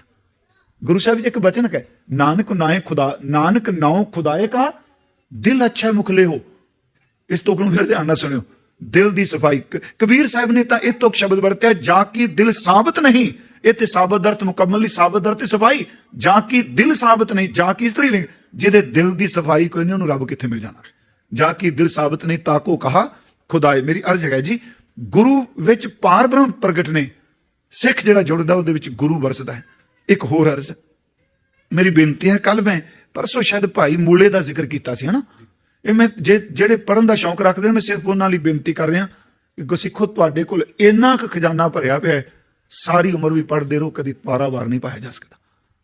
ਦੇਖੋ, ਆਪ ਆਇਓ ਵਿਸਾਖੀ ਤੇ, ਇੱਥੇ ਬੇਨਤੀ ਕਰਕੇ ਜਾਇਆ ਕਰੀਏ, ਸਤਿਗੁਰੂ ਇਸ ਸਾਲ ਜੀ ਹੁਣ ਭਾਈ ਸਾਹਿਬ ਕਹਿ ਰਹੇ ਨੇ, ਇਸ ਬਾਰੇ ਮੈਂ ਨਿਤਨੇਮ ਨਹੀਂ ਕਰ ਰਿਹਾ, ਤੁਸੀਂ ਕਿਰਪਾ ਕਰੋ ਅਗਲੀ ਵਿਸਾਖੀ ਮੈਂ ਆਵਾਂ, ਮੈਂ 7 ਬਾਣੀਆਂ ਦਾ ਨਿਤਨੇਮ ਹੀ ਕਹਾਂ। ਮੈਂ ਅੰਮ੍ਰਿਤ ਛਕਣ ਲਈ ਬੇਨਤੀ ਕਰ ਰਿਹਾ, ਤੁਸੀਂ ਕਿਰਪਾ ਕਰੋ। ਹੁਣ ਨਹੀਂ, ਮੈਂ ਸ਼ਬਦ ਫਿਰ ਵੀ ਕਹਾਂਗਾ, ਸਤਿਗੁਰੂ ਅਗਲੀ ਵਿਸਾਖੀ ਤੱਕ ਇਸ ਤਰ੍ਹਾਂ ਸਿੱਖੀ ਦੀ ਦਾਤ ਦੇ ਦੀ ਜਿਵੇਂ ਸੰਗਤ ਵੀ ਦਿੱਤੀ ਹੋਈ ਹੈ। ਆਪਣਾ ਫੁਰਨਾ ਦੇ ਬਣਾਈਏ। ਫੁਰਨੇ ਨੂੰ ਭਾਗ ਲੱਗਦਾ ਹੁੰਦਾ ਜੀ। ਥਾਟ ਇਜ਼ ਥਿੰਗ, ਜੋ ਸੋਚੋਗੇ ਹੋਵੇਗਾ। ਹਜ਼ੂਰ ਸੱਚੇ ਪਾਤਸ਼ਾਹ ਮਹਾਰਾਜ ਜੀ ਨੇ ਸਿੱਖ ਲਈ ਜਿਹੜੀ ਬਖਸ਼ਿਸ਼ ਕੀਤੀ ਹੈ, ਜਿਹੜੀ ਕਿਰਪਾ ਕੀਤੀ ਹੈ, ਸਿੱਖ ਵਿੱਚ ਗੁਰੂ ਵਰਤਦਾ ਹੈ। ਜਿਹੜੀ ਅਰਜ਼ ਹੈ, ਭਾਈ ਸਾਹਿਬ ਭਾਈ ਗੁਰਦਾਸ ਸਾਹਿਬ ਦੀ 11ਵੀਂ ਵਾਰ ਉਹਦੀਆਂ ਪੌੜੀਆਂ ਜ਼ਰੂਰ, ਕਿਉਂਕਿ ਉਹਦੇ ਵਿੱਚ ਸਿੱਖਾਂ ਦਾ ਜ਼ਿਕਰ ਹੈ ਨਾ। ਉਸ ਵਾਰ ਵਿੱਚ ਮੈਨੂੰ ਯਾਦ ਹੈ, ਮੈਂ ਇੱਥੇ ਬਹੁਤ ਸਮਾਂ ਪਹਿਲਾਂ ਕਥਾ ਕੀਤੀ ਸੀ, ਮੰਜੀ ਸਾਹਿਬ, ਮੈਂ ਕਈ ਵਾਰੀ ਸ਼ਬਦ ਤੇ ਬੋਲਿਆ, ਸਿੱਖ ਤੇ ਗੁਰੂ ਦਾ ਸੰਬੰਧ ਕਿਸ ਤਰ੍ਹਾਂ ਹੈ। ਭਾਈ ਸਾਹਿਬ ਨੇ ਉਦਾਹਰਨਾਂ ਦਿੱਤੀਆਂ ਨੇ ਸੰਸਾਰੀ। ਅਸੀਂ ਗੁਰੂ ਗ੍ਰੰਥ ਸਾਹਿਬ ਵਿੱਚ 3 ਸ਼ਬਦ ਬੜੇ ਪੜ੍ਹਨੇ ਆ ਜੀ। ਇੱਕ ਗਿਆਨ, ਦੂਜਾ ਧਿਆਨ, ਤੇ ਤੀਸਰਾ ਸਿਮਰਨ। ਇਹ ਬੜੀ ਵਾਰੀ ਸ਼ਬਦ ਹੁੰਦਾ ਹੈ, ਗਿਆਨ, ਧਿਆਨ ਤੇ ਸਿਮਰਨ। ਸਿੱਖ ਗਿਆਨੀ ਕਿਵੇਂ ਹੈ, ਸਿੱਖ ਧਿਆਨੀ ਕਿਵੇਂ ਹੈ, ਸਿੱਖ ਸਿਮਰਨੀ ਕਿਵੇਂ, ਤਿੰਨੇ ਚੀਜ਼ਾਂ ਸਤਿਗੁਰੂ ਨੇ ਦਿੱਤੀਆਂ ਨੇ। ਗੁਰਮੁਖੋ, ਸਭ ਤੋਂ ਪਹਿਲਾਂ ਭਾਈ ਸਾਹਿਬ ਇੱਕ ਲਿਖਦੇ ਆ, ਗੁਰਦਾਸ ਸਾਹਿਬ 3 ਉਦਾਹਰਨਾਂ ਦਿੰਦੇ ਆ। ਕਹਿੰਦੇ ਸਿੱਖ ਦਾ ਗਿਆਨ ਇਸ ਤਰ੍ਹਾਂ ਹੈ ਜਿਵੇਂ ਕੋਇਲ ਦੇ ਬੱਚੇ ਦਾ ਗਿਆਨ ਹੈ। ਮੇਰਾ ਖਿਆਲ ਆਪ ਜੀ ਨੂੰ ਯਾਦ ਹੋਣਾ, ਕੋਈ ਬਹੁਤ ਸਮਾਂ ਪਹਿਲਾਂ ਇੱਥੇ ਕਥਾ ਕੀਤੀ ਸੀ। ਸਿੱਖ ਦਾ ਗਿਆਨ ਕੋਇਲ ਦੇ ਬੱਚੇ ਦਾ ਗਿਆਨ ਹੈ। ਸਿੱਖ ਦਾ ਧਿਆਨ ਕੱਛੂ ਕੁੰਮੀ ਦਾ ਧਿਆਨ ਹੈ। ਸਿੱਖ ਦਾ ਸਿਮਰਨ ਜਿਹੜਾ ਗੁਰੂ ਨੇ ਕੂੰਜ ਵਰਗਾ ਦਿੱਤਾ ਹੈ। ਇਸ ਅਰਜ਼ ਨੂੰ ਥੋੜਾ ਜਿਹਾ ਮੈਂ ਬੇਨਤੀ ਕਰਕੇ ਖੋਲਣਾ ਚਾਹੁੰਦਾ। ਧਿਆਨ ਕੱਛੂ ਕੁੰਮੀ ਵਰਗਾ, ਗਿਆਨ ਕੋਇਲ ਵਰਗਾ, ਤੇ ਸਿਮਰਨ ਕੂੰਜ ਵਰਗਾ। ਜਦੋਂ ਕੱਛੂ ਕੁੰਮੀ ਆਂਡੇ ਦਿੰਦੀ ਹੈ, ਆਪ ਨੂੰ ਪਤਾ ਹੋਣਾ, ਉਹ ਕਦੀ ਵੀ ਪਾਣੀ ਵਿੱਚ ਆਂਡੇ ਨਹੀਂ ਦਿੰਦੀ। ਉਹ ਕੱਚੂ ਕੁੰਮੀ ਆਂਡੇ ਹਮੇਸ਼ਾ ਬਰੇਤੇ ਵਿੱਚ ਦਿੰਦੀ ਹੈ ਜੀ, ਰੇਤ ਵਿੱਚ। ਅਗਲੀ ਗੱਲ, ਉਹ ਇਸ ਤਰ੍ਹਾਂ ਆਂਡਿਆਂ ਉੱਪਰ ਨਹੀਂ ਬੈਠਦੀ ਜਿਵੇਂ ਆ ਪੰਛੀ ਬੈਠਦੇ ਆ ਜਾਂ ਸਪਣੀ ਬੈਠਦੀ ਹੈ। ਤੁਹਾਨੂੰ ਪਤਾ ਸਪਣੀ ਜਿਹੜੀ ਆਂਡਿਆਂ ਤੇ ਬਹਿੰਦੀ, ਕੁਝ ਲੋਕ ਇਹ ਕਹਿੰਦੇ ਨੇ ਵੀ ਜਿੰਨੇ ਦੇਰ ਤੱਕ ਉਹ ਆਂਡਿਆਂ ਤੇ ਬੈਠੀ ਰਹਿੰਦੀ ਖਾਂਦੀ ਕੁਝ ਨਹੀਂ, ਤੇ ਇੰਨੇ ਦਿਨਾਂ ਬਾਅਦ ਜਦੋਂ ਭੁੱਖ ਨਾਲ ਕਲਪਦੀ ਹੈ ਨਾ, ਇੰਨੀ ਭੁੱਖੀ ਹੁੰਦੀ ਹੈ ਜੰਮਦੇ ਆਪਣੇ ਨਿਆਣੇ ਖਾਣੇ ਸ਼ੁਰੂ ਕਰ ਦਿੰਦੀ। ਹੁਣ ਉਹ ਕੱਚੂ ਕੁੰਮੀ ਆਂਡਾ ਬਰੇਤੇ ਦੇ ਦਿੱਤਾ, ਆਪ ਉਹ ਵਾਪਸ ਆ ਗਈ, ਉਹ ਪਾਣੀ ਵਿੱਚ ਹੈ। ਫਿਰ ਉਹ ਕਰਦੀ ਕਿ ਉਹਦਾ ਬੱਚਾ ਕਿਵੇਂ ਪੈਦਾ ਹੋਵੇਗਾ, ਕਿਉਂਕਿ ਮਾਂ ਦੀ ਹਾਜ਼ਰੀ ਤੇ ਚਾਹੀਦੀ ਹੈ ਨਾ। ਕੋਈ ਵੀ ਤੁਸੀਂ ਮਾਂ ਲੈ ਲਓ, ਚਾਹੇ ਕੋਈ ਵੀ ਹੈ, ਪਸ਼ੂ ਹੈ, ਪੰਛੀ ਹੈ, ਤੇ ਜਦੋਂ ਮਾਂ ਹੀ ਆਂਡੇ ਦੇ ਕੋਲ ਨਹੀਂ ਤੇ ਬੱਚਾ ਕਿਵੇਂ ਜਨਮ ਲਏਗਾ? ਉਹਦਾ ਇੱਕੋ ਤਰੀਕਾ ਹੈ ਕਿ ਕੱਚੂ ਕੁੰਮੀ ਨੂੰ ਰੱਬ ਨੇ ਇੱਕ ਧਿਆਨ ਦਿੱਤਾ ਹੈ, ਉਹ ਆਂਡਾ ਰੇਤੇ ਵਿੱਚ ਰੱਖ ਕੇ ਫਿਰ ਉਹਦਾ ਧਿਆਨ ਟਿਕਾਣਾ ਸ਼ੁਰੂ ਕਰ ਦਿੰਦੀ ਹੈ। ਮੈਂ ਉਸ ਦਿਨ ਆਪ ਨੂੰ ਇੱਕ ਬੇਨਤੀ ਕੀਤੀ ਸੀ, ਖਾਸ ਕਰਕੇ ਬੀਬੀਆਂ ਲਈ, ਕਿ ਗੁਰਮੁਖੋ ਯਤਨ ਕਰਿਓ ਕਿ ਗੁਰਦੁਆਰਿਆਂ ਵਿੱਚ ਵੀ ਹੋਵੇ, ਉਹ ਬੱਚੇ ਦਾ ਧਿਆਨ ਧਰਦੀ ਪਈ ਹੈ ਆਂਡੇ 'ਚ, ਕੋਈ ਬਿਲਕੁਲ ਕੋਲ ਨਹੀਂ ਗਈ। ਉਹਦੇ ਧਿਆਨ ਦੀ એનર્ਜੀ ਨਾਲ ਉਹਦਾ ਜਿਹੜਾ ਬੱਚਾ ਉਹਦਾ ਉਹ ਆਂਡੇ 'ਚ ਉਹਦਾ ਸਰੀਰ ਬਣਨ ਲੱਗ ਪੈਂਦਾ ਧਿਆਨ ਨਾਲ। ਇਹ ਗੱਲ ਗੁਰੂ ਗ੍ਰੰਥ ਸਾਹਿਬ ਜੀ ਨੇ ਕਹੀ। ਉਹ ਧਿਆਨ ਨਾਲ ਆਂਡੇ ਦੇ ਵਿੱਚ ਬੱਚੇ ਦੇ ਸਰੀਰ ਦੀ ਬਣਤਰ ਬਣ ਗਈ। ਜਿੱਦਣ ਦਿਨ ਪੂਰੇ ਹੋ ਗਏ ਉਦਣ ਕੱਚੂ ਕੁੰਮੀ ਆਂਡੇ ਨਾਲ ਧਿਆਨ ਜੋੜ ਕੇ ਆਂਡਾ ਤੋੜ ਦਿੰਦੀ। ਜਦੋਂ ਆਂਡਾ ਟੁੱਟਦਾ ਇੱਕੋ ਦਮ ਕੱਚੂ ਕੁੰਮੀ ਬੱਚੇ ਕੋਲ ਚਲੀ ਜਾਂਦੀ, ਆਪਣੇ ਬੱਚੇ ਨੂੰ ਲੈ ਕੇ ਪਾਣੀ 'ਚ ਆ ਜਾਂਦੀ ਹੈ। ਵਾਹ ਵਾਹ, ਭਾਈ ਸਾਹਿਬ ਕਹਿੰਦੇ ਆ ਸਤਿਗੁਰਾਂ ਨੇ ਸਿੱਖ ਨੂੰ ਗਿਆਨ ਕੱਚੂ ਕੁੰਮੀ ਵਰਗਾ ਦਿੱਤਾ ਹੈ। ਆਪ ਜੀ ਸੰਗਤ ਚਾਹਿਓ। ਅਸੀਂ ਸਰੀਰਕ ਤੌਰ ਤੇ ਗੁਰਮੁਖੋ, ਇਹ ਮੈਂ ਦਰਬਾਰ ਮੈਂ ਇਹਨਾਂ ਬ੍ਰਹਮ ਗਿਆਨੀ ਨਹੀਂ, ਪਰ ਮੈਂ ਇੱਕੋ ਬੇਨਤੀ ਕਰਨਾ, ਸਤਿਗੁਰੂ ਸਾਡੇ ਨਾਲ ਅੰਗ ਸੰਗ ਥੋੜਾ ਜਿਹਾ ਅਭਿਆਸ ਕਰਨ ਦੀ ਲੋੜ ਹੈ। ਪਹਿਲਾਂ ਤਾਂ ਭਾਵਨਾ, ਹੁਣ ਆਪ ਜੀ ਮੰਨ ਲਓ ਇੱਥੇ ਬੈਠੇ ਹੋ, ਨਾਮ ਜਾਪਿਆ ਆਪਾਂ ਸਾਰੇ, ਭਾਈ ਸਾਹਿਬ ਕੀਰਤਨ ਕਰਕੇ ਗਏ। ਜਦੋਂ ਵੀ ਆਪਾਂ ਇਤਿਹਾਸਕ ਥਾਵਾਂ ਤੇ ਜਾਣਾ ਹੈ ਨਾ, ਦੇਖ ਜ਼ਰੂਰ ਕਾਈਏ, ਮੈਂ ਹਰ ਵਾਰੀ ਕਹਿਣਾ, ਪਰ ਉਸ ਥਾਂ ਤੇ ਬੈਠ ਕੇ ਅੱਜ ਦੇ ਸਮੇਂ ਨੂੰ ਪਾੜ ਦੇਣਾ, ਉਸ ਸਮੇਂ ਚਲੇ ਜਾਣਾ ਜਦੋਂ ਸਤਿਗੁਰੂ ਉੱਥੇ ਆ ਕੇ ਚਰਨ ਪਾਏ ਨੇ। ਜਿਵੇਂ ਮਾਛੀਵਾੜਾ ਸਾਹਿਬ ਗਏ, ਅਸੀਂ ਬੋਰਡ ਪੜ੍ਹ ਲਿਆ, ਉੱਤੇ ਲਿਖਿਆ ਮਿੱਤਰ ਪਿਆਰੇ ਨੂੰ ਖਾਲ ਮੁਰੀਦਾਂ ਦਾ ਕਹਿਣਾ। ਅਸੀਂ ਪੜ੍ਹ ਲਿਆ ਤੇ ਸਤਿਗੁਰੂ ਆਏ ਸਨ, ਇੱਥੋਂ ਟਿੰਡ ਲਾਈ ਸੀ। ਗੁਰਮੁਖੋ ਜੇ ਤਾਂ ਇਸ ਤਰ੍ਹਾਂ ਦਰਸ਼ਨ ਕਰਾਂਗੇ ਫਿਰ ਲਾਲ ਕਿਲਾ ਗਏ ਤੇ ਗੁਰਦੁਆਰਾ ਗਏ, ਇੱਕੋ ਗੱਲ ਹੀ। ਤਾਜ ਮਹਿਲ ਕੋਈ ਤੁਰ ਗਿਆ। ਜਦੋਂ ਉਸ ਰੁੱਖ ਦੇ ਥੱਲੇ ਬਈਏ, ਅਸੀਂ ਅੱਜ ਚ ਨਾ ਜੀਏ, ਅਸੀਂ ਉਸ ਸਮੇਂ ਚਲੇ ਜਾਈਏ ਕਿ ਦਸ਼ਮੇਸ਼ ਪਿਤਾ ਜੀ ਵਿਸ਼ਰਾਮ ਕਰ ਰਿਹਾ, ਟਿੰਡ ਦਾ ਸਰਾਣਾ ਹੈ, 3 ਸਿੱਖ ਚਰਨਾਂ ਵਾਲੇ ਪਾਸੇ ਖਲੋਤੇ ਆ, ਪਿਆਰੇ ਭਾਈ ਦਇਆ ਸਿੰਘ, ਪਿਆਰੇ ਭਾਈ ਧਰਮ ਸਿੰਘ ਤੇ ਭਾਈ ਮਾਨ ਸਿੰਘ। ਗੁਰੂ ਗੋਬਿੰਦ ਸਿੰਘ ਜੀ, ਇਹਨੂੰ ਮੈਂ ਫਿਰ ਕਿਹਦੇ ਨਾਲ ਅਰਜ਼ ਕਰਾਂਗਾ, ਜਿਹੜੇ ਕਹਿੰਦੇ ਸੀ ਦੇਹ ਨੂੰ ਨਹੀਂ ਮੰਨਦੇ ਜੀ, ਉਹ ਕਿਹੜਾ ਬੰਦਾ ਜਿਹੜਾ ਧਿਆਨ ਚ ਬੁੱਤਾਂ ਨੂੰ ਨਹੀਂ ਪੂਜਦਾ? ਇੱਥੇ ਤੇ ਅੱਖਾਂ 'ਚ ਸੁਖਮਨੀ ਸਾਹਿਬ ਦਿਸਦਾ ਤੇ ਚਿੱਤ ਵਿੱਚ ਕੋਈ ਹੋਰ ਬੰਦਾ ਚੱਲਦਾ ਹੁੰਦਾ। ਉਸ ਵਕਤ ਹਜ਼ੂਰ ਦੇ ਜੇ ਚਰਨ ਨੇ, ਮੰਨ ਲਓ ਉਹ ਖੂਨ ਜੰਮਿਆ ਹੋਇਆ ਹੈ, ਤੇ ਅਸੀਂ ਥੋੜਾ ਜਿਹਾ ਅੰਦਰ ਨੂੰ ਟਿਕਾ ਕੇ, ਧਿਆਨ ਟਿਕਾ ਕੇ ਉੱਥੇ ਸਿਮਰਨ ਕਰਨਾ ਸ਼ੁਰੂ ਕਰ ਦਈਏ। ਹਿਸਟਰੀ ਤੇ ਸਪਿਰਿਚੁਅਲਿਟੀ, ਰੂਹਾਨੀਅਤ ਜਦੋਂ ਅੰਦਰ ਇੱਕੋ ਦਮ ਬੈਰਾਗ ਚ ਆਏਗਾ, ਟਿਕ ਜਾਓ। ਗੁਰਮੁਖੋ ਤੁਸੀਂ ਅਮਰੀਕਾ ਆ ਕੇ ਰੋਜ਼ ਉਸ ਗੱਲ ਨੂੰ ਚੇਤੇ ਰੱਖੋ, ਉਸ ਜੰਡ ਥੱਲਿਓਂ ਔਰਾ ਫਿਰ ਆਉਣਾ ਸ਼ੁਰੂ ਹੋ ਜਾਏਗਾ। ਫਿਰ ਗੱਲਾਂ ਲੱਗਣੀਆਂ ਨੇ ਉਸ ਤਰ੍ਹਾਂ ਦੀਆਂ, ਕਮਲੀਆਂ ਕੋਈ ਨਹੀਂ ਹੈ ਸੱਚ। ਜੇ ਮਰਨ ਤੋਂ ਬਾਅਦ ਆ ਸਭ ਕੁਝ ਫੂਕ ਕੇ ਵੀ ਅੱਗੇ ਨਾਮ ਜਾਣਾ ਤੇ ਇਹ ਤਾਂ ਰੂਹਾਨੀਅਤ ਤੇ ਇੰਨੀ ਬਖਸ਼ਿਸ਼ ਜੀ। ਹੁਣ ਉਹ ਧਿਆਨ ਟਿਕਾਉਂਦੀ ਹੈ ਤੇ ਕੱਚੂ ਕੁੰਮੀ ਧਿਆਨ ਨਾਲ, ਗੁਰੂ ਸਾਹਿਬ ਨੇ ਸਾਨੂੰ ਧਿਆਨ ਦਿੱਤਾ ਹੈ ਕਿ ਧਿਆਨ ਵੀ ਜੀਓ, ਧਿਆਨ ਵਿੱਚ ਖਾਓ। ਆ ਜਿਹੜੇ ਲੋਕ ਬਹੁਤ ਰੌਲਾ ਪਿਆ ਅੱਜ ਕੱਲ ਮੈਡੀਟੇਸ਼ਨ ਆਨਲਾਈਨ ਚੱਲਦਾ ਹੈ, ਬੜਾ ਵੱਡਾ ਵਪਾਰ ਹੈ। ਗੁਰੂ ਗ੍ਰੰਥ ਸਾਹਿਬ ਕਹਿੰਦੇ ਨੇ ਕਿ ਕੱਚੂ ਕੁੰਮੀ ਵਰਗਾ ਧਿਆਨ, ਜਿਵੇਂ ਉਹ ਬੱਚੇ ਤੋਂ ਦੂਰ ਵੀ ਹੈ ਪਰ ਧਿਆਨ ਨਾਲ ਬੱਚੇ ਨੂੰ એનર્ਜੀ ਤਾਕਤ ਦੇ ਰਹੀ ਹੈ, ਤੂੰ ਸਰੀਰਕ ਤੌਰ ਤੇ ਭਾਵੇਂ ਦੂਰ ਵੀ ਹੋਵੇਂ, ਸ਼ਬਦ ਕਰਕੇ ਇੰਨਾ ਜੁੜਾ ਹੋਵੇਂ, ਤੂੰ ਟਰੱਕ ਤੇ ਚੜਿਆ ਵੀ ਗੁਰਦੁਆਰੇ ਬੈਠਾ ਹੋਵੇਂ, ਕਿਉਂਕਿ ਧਿਆਨ 'ਚ ਤਾਕਤ ਹੈ। ਤੂੰ ਦਫ਼ਤਰ 'ਚ ਬੈਠਾ ਹੋਇਆ ਹਰਿਮੰਦਰ ਸਾਹਿਬ ਚਲਾ ਜਾ, ਤੂੰ ਦਫ਼ਤਰ 'ਚ ਬੈਠਾ ਹੋਇਆ ਹਜ਼ੂਰ ਸਾਹਿਬ ਚਲਾ ਜਾ। ਧਿਆਨ ਤੇ ਜਿਸ ਦਾ ਧਿਆਨ ਰੱਖਾਂਗੇ ਉਹਨੇ ਤਾਕਤ ਜ਼ਰੂਰ ਦੇਣੀ। ਵੇਖੀ ਫਿਰ ਗੱਲ ਸੁਣਿਓ, ਕਾਮਣੀ ਦਾ ਧਿਆਨ ਆਏਗਾ ਤੇ ਕਾਮ ਵਾਸ਼ਨਾ, ਪੈਸੇ ਦਾ ਧਿਆਨ ਆਏਗਾ ਤੇ ਲਾਲਚ, ਮਿੱਤਰ ਦਾ ਧਿਆਨ ਆਏਗਾ ਤੇ ਮੋਹ, ਵੈਰੀ ਦਾ ਧਿਆਨ ਆਏਗਾ ਤੇ ਨਫ਼ਰਤ। ਤੇ ਜਿਹਦੇ ਧਿਆਨ ਵਿੱਚ ਗੁਰੂ ਨਾਨਕ ਸਾਹਿਬ ਆ ਜਾਏ ਉਹਨੂੰ ਕੀ ਮਿਲੂਗਾ? ਕਿਉਂਕਿ ਉਹ ਜਿਹੜੀ ਉਸ ਕੋਲ ਦਾਤ ਉਹ ਮਿਲਦੀ ਹੈ। ਭਾਈ ਸਾਹਿਬ ਕਹਿੰਦੇ ਸਭ ਤੋਂ ਪਹਿਲਾਂ ਸਿੱਖ ਨੂੰ, ਕਿਉਂਕਿ ਮੈਂ ਫਿਰ ਖਾਲਸੇ ਤੱਕ ਆ ਰਿਹਾ, ਅੱਜ ਮੈਂ ਸ਼ੁਰੂ ਕਰ ਦੇਣਾ ਖਾਲਸਾ। ਸਿੱਖ ਨੂੰ ਜਿਹੜਾ ਧਿਆਨ ਹੈ ਕੱਚੂ ਕੁੰਮੀ ਵਰਗਾ ਦਿੱਤਾ। ਉਸ ਤੋਂ ਅਗਲੀ ਬੇਨਤੀ ਜੀ, ਇਹਨੂੰ ਗਿਆਨ ਜਿਹੜਾ ਹੈ ਉਹ ਕੋਇਲ ਵਰਗਾ ਦਿੱਤਾ। ਕੋਇਲ ਕਦੀ ਵੀ ਆਪਣੇ ਆਂਡੇ ਆਪਣੇ ਆਲਣਾ ਤੋਂ ਕਿੱਥੇ ਦੇਣੇ ਨੇ ਜੀ? ਕੋਇਲ ਜਦੋਂ ਵੀ ਆਂਡੇ ਦਿੰਦੀ ਹੈ, ਉਹ ਕਾਮਣੀ ਦੇ ਆਂਡੇ ਵਿੱਚ ਆਪਣੇ ਆਂਡੇ ਦਿੰਦੀ ਹੈ। ਉਹ ਆਂਡੇ ਗਿਣਤੀ ਨਹੀਂ ਘਟਣ ਦਿੰਦੀ ਜੀ, ਕਰਦੀ ਬੇਈਮਾਨੀ, ਕਾਮਣੀ ਦੇ ਆਂਡੇ ਬਾਹਰ ਛੱਡ ਦਿੰਦੀ, ਜਿੰਨੇ ਆਪਣੇ ਉਹਦੀ ਗਿਣਤੀ ਘਟਾਈ ਜਾਂਦੀ।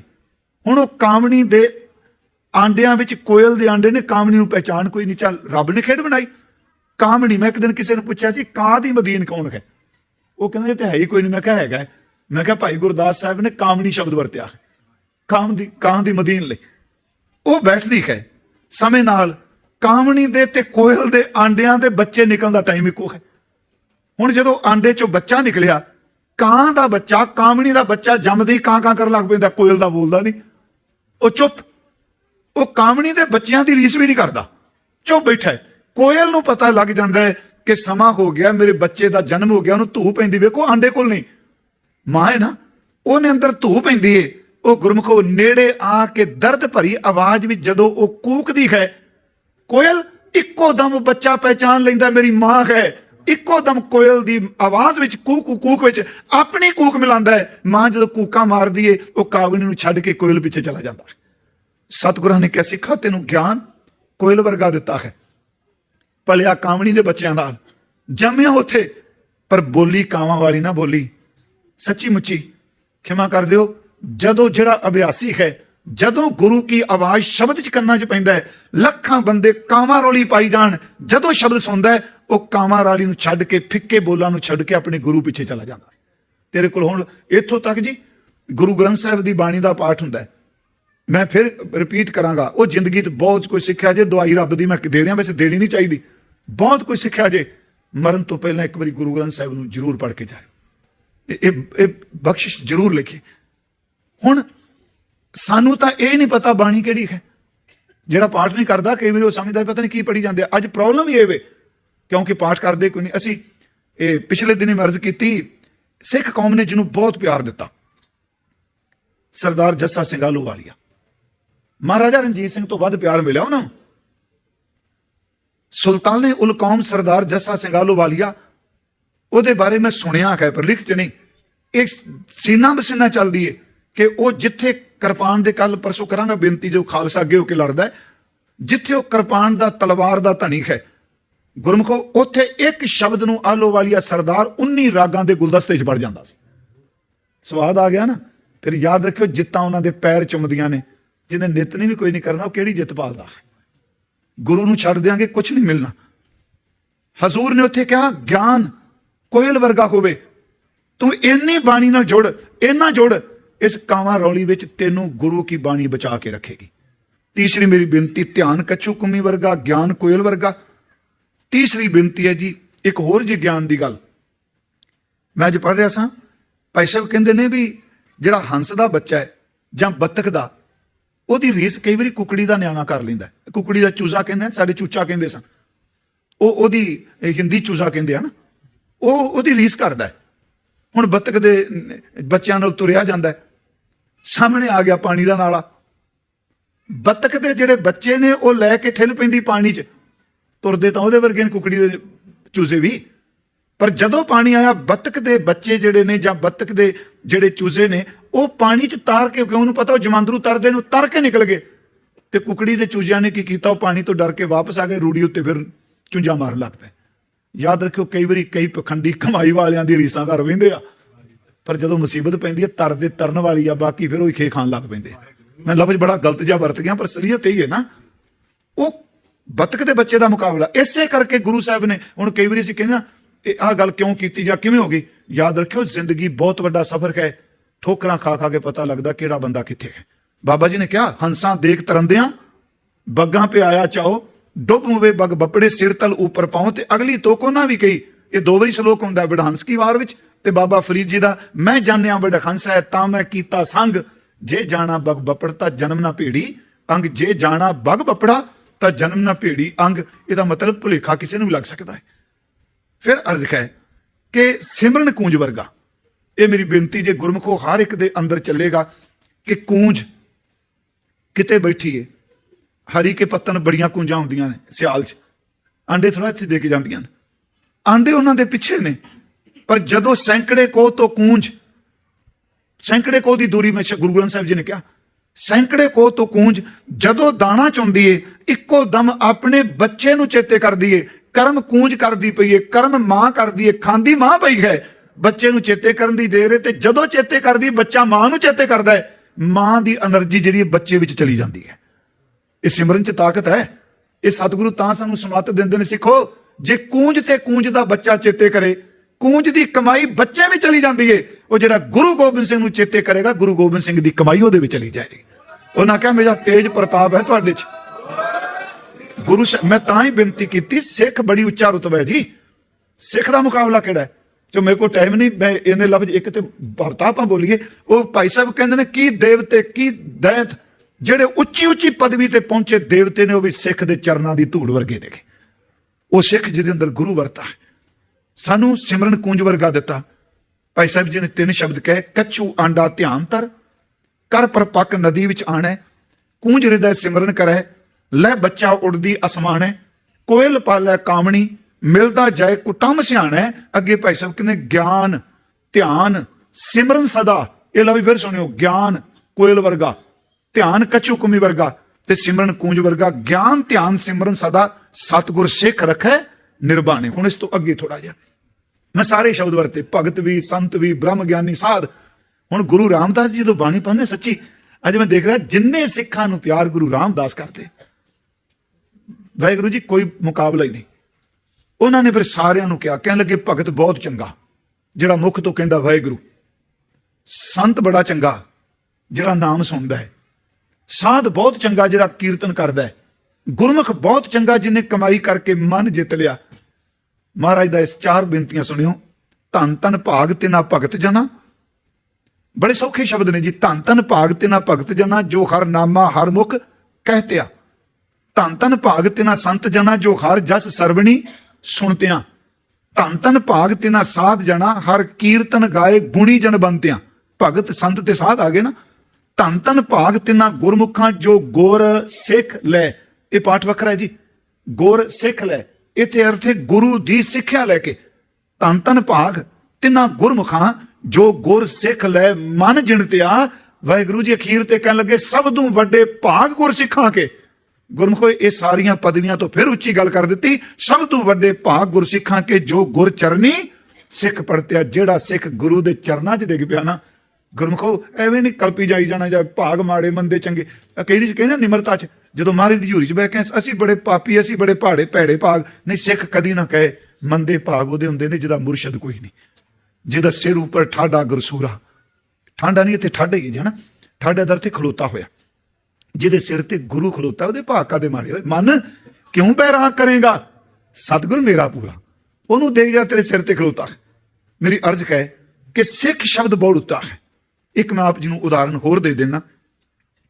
ਭਾਈ ਸਾਹਿਬ ਜੀ ਨੇ ਗੁਰੂ ਅੰਗਦ ਸਾਹਿਬ, ਭਾਈ ਗੁਰਦਾਸ ਸਾਹਿਬ ਜੀ, ਗੁਰੂ ਅਮਰਦਾਸ ਮਹਾਰਾਜ, ਉਹਨਾਂ ਦੇ ਜੀਵਨ ਕਾਲ 'ਚ ਦੋਨਾਂ ਸਤਿਗੁਰਾਂ ਦੀ ਚਰਨ ਛੂਹ ਮੰਨਣ ਵਾਲਾ ਸਿੱਖ ਹੋਇਆ ਭਾਈ ਪਾਰੋ। ਡੱਲਾ ਪਿੰਡ ਜੀ ਸੁਲਤਾਨਪੁਰ ਦੇ ਨੇੜੇ, ਜਿਹੜੇ ਉਸ ਇਲਾਕੇ ਦੇ ਨੂੰ ਪਤਾ ਹੋਣਾ। ਉਹਨਾਂ ਉਸ ਡੱਲੇ ਨੂੰ ਗੁਰੂ ਅਮਰਦਾਸ ਰਤਨਾਂ ਦੀ ਖਾਨ ਕਹਿੰਦੇ ਸਨ। ਗੁਰੂ ਅਮਰਦਾਸ ਜੀ ਦੇ ਵੇਲੇ 72 ਬ੍ਰਹਮ ਗਿਆਨੀ ਡੱਲੇ ਪਿੰਡ 'ਚ ਰਹਿੰਦੇ ਹੁੰਦੇ ਸਨ। ਰਤਨਾਂ ਦੀ ਖਾਨ ਐਵੇਂ ਨਹੀਂ ਕਿਹਾ, 72 ਮੈਂ ਸ਼ਬਦ ਵਰਤ ਰਿਹਾ, ਬ੍ਰਹਮ ਗਿਆਨੀ ਗੁਰਸਿੱਖ ਰਤਨਾਂ ਦੀ ਖਾਨ। ਇੱਥੋਂ ਦਾ ਇੱਕ ਸਿੱਖ ਸੀ ਭਾਈ ਪਾਰੋ, ਸੀ ਉਹ ਜੁਲਕਾ। ਭਾਈ ਪਾਰੋ ਧੰਨ ਗੁਰੂ ਅੰਗਦ ਸਾਹਿਬ ਦੇ ਚਰਨਾਂ 'ਚ ਆਇਆ ਤੇ ਸੱਚੇ ਪਾਤਸ਼ਾਹ ਮਹਾਰਾਜ ਬੈਠੇ ਸਨ। ਉਹ ਆ ਕੇ ਕੀਰਤਨ ਸੁਣਿਆ, ਬਾਣੀ ਸੁਣੀ ਤੇ ਭਾਈ ਪਾਰੋ ਜੀ ਨੇ ਸਤਿਗੁਰੂ ਗੁਰੂ ਅੰਗਦ ਸਾਹਿਬ ਜੀ ਨੂੰ ਦੀਵਾਨ ਤੋਂ ਬਾਅਦ ਬੇਨਤੀ ਕਰਕੇ ਪੁੱਛਿਆ, ਮਹਾਰਾਜ ਹੰਸ ਤਾਂ ਸੁਣੀਦਾ ਹੈ ਤੇ ਪਰਮਹੰਸ ਕੌਣ ਹੁੰਦਾ ਹੈ? ਕਈ ਬੰਦੇ ਆਪਣੇ ਨਾਮ ਨਾਲ ਪਰਮਹੰਸ ਲਾਉਂਦੇ ਆ। ਸਤਿਗੁਰਾਂ ਨੇ ਬੜੇ ਪਿਆਰੇ ਬਚਨ ਕਹਿਣ ਲੱਗੇ, ਪਰਮਹੰਸ ਦੇ ਬਾਰੇ ਸੁਣਨਾ ਜਾਂ ਪਰਮਹੰਸ ਬੰਨਾ ਹੈ?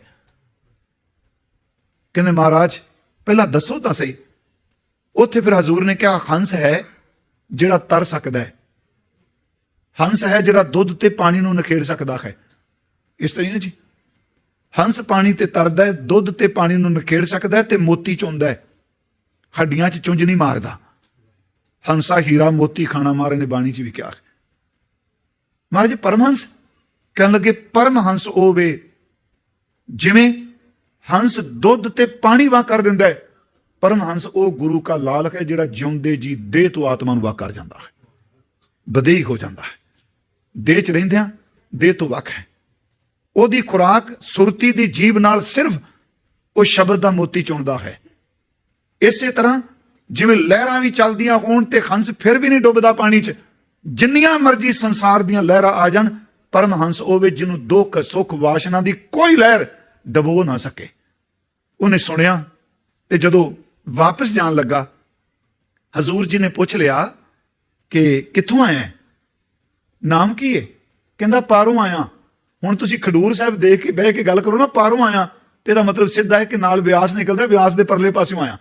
ਕਿਉਂਕਿ ਸੁਲਤਾਨਪੁਰ ਜਦੋਂ ਆਪਾਂ ਕਪੂਰਥਲੇ ਤੋਂ ਜਾਂਦੇ ਆ, ਸੁਲਤਾਨਪੁਰ ਉਰਲੇ ਪਾਸੇ ਵੀ ਬਿਆਸ ਪਾਰ ਕਰਕੇ ਅੱਗੇ ਗੋਇੰਦਵਾਲ ਸਾਹਿਬ, ਖਡੂਰ ਸਾਹਿਬ, ਮਾਝਾ ਸ਼ੁਰੂ ਹੋ ਜਾਂਦਾ। ਹੁਣ ਉਹ ਕਹਿੰਦਾ ਜੀ ਪਾਰੋਂ ਆਇਆ ਤੇ ਪਾਰੋਂ ਮੇਰਾ ਨਾਂ ਹੈ। ਫਿਰ ਸੁਣਿਓ, ਪਾਰੋਂ ਨਾਸ ਕੀ, ਪਾਰੋਂ ਆਇਆ, ਪਾਰੋਂ ਮੇਰਾ ਨਾਂ ਹੈ। ਹਜ਼ੂਰ ਕਹਿੰਦੇ ਨੇ ਪਾਰੋਂ ਆਇਆ ਤੇ ਗੋਇੰਦਵਾਲ ਵਾਲੇ ਨੂੰ ਮਿਲਦਾ ਰਹੀ, ਇੱਕ ਦਿਨ ਪਰਮਹੰਸ ਹੋ ਕੇ ਸੰਸਾਰ ਤੋਂ ਪਾਰ ਹੋ ਜਾਏਗਾ। ਗੋਇੰਦਵਾਲ ਵਾਲੇ ਨੂੰ ਮਿਲਦਾ ਰਹੀ। ਇਹਦਾ ਸੰਬੰਧ ਵਿਸਾਖੀ ਨਾਲ ਮੈਂ ਤਾਂ ਬੇਨਤੀ ਕਰ ਲਗਾ। ਪਾਰੋਂ ਆਇਆ, ਗੋਇੰਦਵਾਲ ਵਾਲੇ ਨੂੰ ਮਿਲਦਾ ਰਹੀ, ਕਿਉਂਕਿ ਗੋਇੰਦਵਾਲ ਗੋਬਿੰਦਪੁਰੀ ਹੈ। ਪਟਾ ਨੇ ਕਿਹਾ ਗੋਬਿੰਦਵਾਲ ਗੋਬਿੰਦਪੁਰੀ ਸਮਝਲਨ ਤੀਰ ਵਿਪਾਸ ਬਣਾਇਓ। ਗੋਇੰਦਵਾਲ ਵਾਲੇ ਨੂੰ ਮਿਲਦਾ ਰਹੀ। ਭਾਈ ਪਾਰੋ ਗੁਰੂ ਅਮਰਦਾਸ ਦੇ ਚਰਨਾਂ ਚ ਆਏ। ਗੁਰਮਖੋ, ਉਂਝ ਵੈਸੇ ਬੌਲੀ ਦਾ ਕੜ ਵੀ ਵਿਸਾਖੀ ਵਾਲੇ ਦਿਨ ਟੁੱਟਾ ਸੀ। ਜਿਹੜੀ ਗੋਇੰਦਵਾਲ ਸਾਹਿਬ ਦੀ ਬੋਲੀ ਉਹ ਵਿਸਾਖੀ ਨੂੰ ਟੁੱਟੀ ਸੀ। ਜਿਸ ਦਿਨ ਗੁਰੂ ਨਾਨਕ ਸਾਹਿਬ ਨੇ ਸੁਲਤਾਨਪੁਰ ਤੋਂ ਪਹਿਲੀ ਉਦਾਸੀ ਸ਼ੁਰੂ ਕੀਤੀ, ਉਹ ਦਿਨ ਵੀ ਵਿਸਾਖੀ ਸੀ, ਪਹਿਲੀ ਵਿਸਾਖ ਨੂੰ।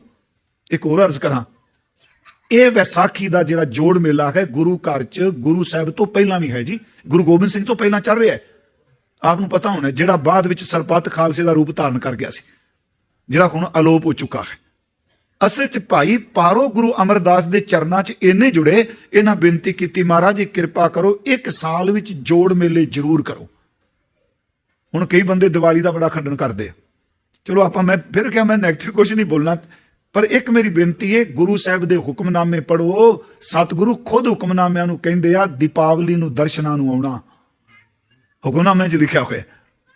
ਹੁਣ ਉਸ ਕਿਆ ਮਹਾਰਾਜ ਦੋ ਜੋੜ ਮੇਲੇ ਸਤਿਗੁਰਾਂ ਜੀ ਨੂੰ ਬੇਨਤੀ ਕੀਤੀ। ਮਹਾਰਾਜ ਜੀ ਨੇ ਭਾਈ ਪਾਰੋ ਦੀ ਬੇਨਤੀ ਤੇ ਇੱਕ ਜੋੜ ਮੇਲਾ ਵਿਸਾਖੀ ਦਾ ਸ਼ੁਰੂ ਕੀਤਾ, ਦੂਸਰਾ ਦੀਵਾਲੀ ਦਾ ਸ਼ੁਰੂ ਕੀਤਾ। ਫਿਰ ਮੇਰੀ ਬੇਨਤੀ ਹੈ ਜੀ, ਕਿਉਂ ਵਿਸਾਖੀ ਵੇਲੇ ਜੇ ਕਣਕ ਨੂੰ ਵਾਢੀ ਨਹੀਂ ਸੀ ਪੈਂਦੀ, ਹੁਣ ਤਾਂ ਚਲੋ ਕਣਕ ਬੜੀ ਛੇਤੀ ਪੱਕਣ ਲੱਗ ਪਈ, ਜਿਹਨਾਂ ਨੂੰ ਪਤਾ ਨਾ ਵਿਸਾਖੀ ਵੇਲੇ ਜੇ ਕਣਕ ਨਹੀਂ ਸੀ ਪੱਕਦੀ ਤੇ ਦੀਵਾਲੀ ਵੇਲੇ ਦੂਜੀ ਫਸਲ ਨਹੀਂ ਸੀ ਪੱਕਦੀ, ਇਸ ਵਿਸਾਖੀ ਦੇ ਜੋੜ ਮੇਲੇ ਦੀ ਆਰੰਭਤਾ ਭਾਈ ਪਾਰੋ ਜੀ ਨੇ ਕੀਤੀ ਹੈ। ਮਹਾਰਾਜ ਜੀ ਨੂੰ ਬੇਨਤੀ ਕਰਕੇ ਗੋਇੰਦਵਾਲ ਸਾਹਿਬ ਹਜ਼ੂਰ ਸੱਚੇ ਪਾਤਸ਼ਾਹ ਦੇ ਚਰਨਾਂ ਚ ਆਉਂਦੇ ਸਨ। ਕਰਦੇ ਕੀ ਸਨ ਜੀ, ਕਈ ਵਾਰਤਕ ਵਿਦਵਾਨਾਂ ਨੇ ਘੋੜਾ ਲਿਖਿਆ, ਪਰ ਅਸਲ ਚ ਘੋੜੀ ਤੇ ਆਉਂਦੇ ਸਨ ਸਵਾਰ ਹੋ ਕੇ। ਉਹਨਾਂ ਰੋਜ਼ਾਨਾ ਅੰਮ੍ਰਿਤ ਵੇਲੇ ਡੱਲੇ ਪਿੰਡ ਤੋਂ ਆਉਣਾ, ਕੋਈ ਬਿਆਸ ਉੱਤੇ ਪੁਲ ਨਹੀਂ ਸੀ, ਜਿੰਨਾ ਮਰਜੀ ਖੜ ਆਇਆ ਉਹਨਾਂ ਚੀਰ ਕੇ ਨਿਕਲ ਜਾਣਾ ਜੀ ਉਹਨੂੰ, ਪਾਣੀ ਨੂੰ। ਇੱਕ ਦਿਨ ਬਹੁਤ ਪਾਣੀ ਚੜਿਆ, ਉਹਦੇ ਕਿਨਾਰੇ ਤੇ ਇੱਕ ਸੂਬੇਦਾਰ ਕਿਹਾ ਜਾਂਦਾ ਜਿਹਦਾ ਨਾਂ ਅੱਲਾ ਯਾਰ ਸੀ, ਉਹ ਆਪਣੀ ਲਾਮ ਲਸ਼ਕਰ ਲਾ ਕੇ ਬੈਠਾ, ਇਸ ਕਰਕੇ ਕਿ ਪਾਣੀ ਦਰਿਆ ਦਾ ਉਤਰੇਗਾ ਤੇ ਫਿਰ ਜਾਵਾਂਗਾ, ਪਾਰ ਕਰਾਂਗਾ। ਭਾਈ ਪਾਰੋ ਨੇ ਘੋੜੀ ਨੂੰ ਅੱਡੀ ਲਾਈ, ਚੀਰ ਕੇ ਲਹਿਰਾਂ ਨੂੰ ਨਿਕਲ ਗਿਆ, ਦੂਜੇ ਪਾਸੇ ਗਿਆ, ਸੇਵਾ ਕੀਤੀ ਮਹਾਰਾਜ ਦੇ ਚਰਨਾਂ 'ਚ, ਵਾਪਸ ਆਇਆ। ਉਸ ਅੱਲਾ ਯਾਰ ਨੇ ਪੁੱਛਿਆ, ਤੈਨੂੰ ਪਾਣੀ ਤੋਂ ਡਰ ਨਹੀਂ ਲੱਗਾ? ਤੂੰ ਦਰਿਆ ਪਾਰ ਕਰਕੇ ਚੀਰ ਕੇ ਨਿਕਲ ਗਿਆ, ਵਾਪਸ ਵੀ ਆ ਗਿਆ। ਉਹ ਕਹਿੰਦਾ, ਮੇਰਾ ਮੁਰਸ਼ਿਦ ਭਵ ਸਾਗਰ ਤੋਂ ਪਾਰ ਕਰਾਂਦਾ, ਬਿਆਸ ਕੀ ਹੈ। ਉਹਨਾਂ ਬਾਰੇ ਕਿਹਾ ਜਾਂਦਾ, ਜਦੋਂ ਬਾਣੀ ਪੜ੍ਹਦੇ ਸਨ ਘੋੜੀ ਪਿੱਛੇ ਪੰਛੀ ਉੱਡਦੇ ਹੁੰਦੇ ਸਨ। ਕਿੰਨਾ ਕੁ ਪਵਿੱਤਰ ਉੱਚਾ ਜੀਵਨ ਹੋਵੇਗਾ। ਭਾਈ ਪਾਰੋ ਨੇ ਕਿਹਾ, ਗੁਰੂ ਸਾਹਿਬ ਭਵ ਸਾਗਰ ਨੂੰ ਪਾਰ ਕਰਾਉਂਦੇ ਆ। ਗੁਰਮੁਖੋ ਇੰਨੀ ਸੇਵਾ ਕੀਤੀ, ਜਦੋਂ ਭਾਈ ਉਹ ਬੰਦਾ ਕਹਿੰਦਾ ਮੈਂ ਵੀ ਪਾਰ ਹੋ ਸਕਣਾ, ਆਪਣੀ ਘੋੜੀ ਪਿੱਠ ਪਿੱਛੇ ਬਿਠਾ ਕੇ ਵਾਪਸ ਲੈ ਗਏ। ਅੱਲਾ ਯਾਰ ਨੇ ਗੁਰੂ ਅਮਰਦਾਸ ਦੇ ਦਰਸ਼ਨ ਕੀਤੇ, ਚਰਨਾਂ ਤੇ ਡਿੱਗ ਪਿਆ। ਮਹਾਰਾਜ ਜੀ ਨੂੰ ਕਹਿੰਦਾ, ਮੈਂ ਵਾਪਸ ਨਹੀਂ ਜਾਣਾ, ਮੈਨੂੰ ਸਿੱਖੀ ਬਖਸ਼ੋ। ਮਹਾਰਾਜ ਜੀ ਹੱਸ ਕੇ ਕਹਿੰਦੇ ਨੇ, ਭਾਈ ਪਾਰੋ ਪਾਰਸ ਹੈ, ਇਹਦੀ ਸ਼ੋਅ ਕਰਕੇ ਤੂੰ ਕੰਚਨ ਬਣ ਗਿਆ ਹੈ।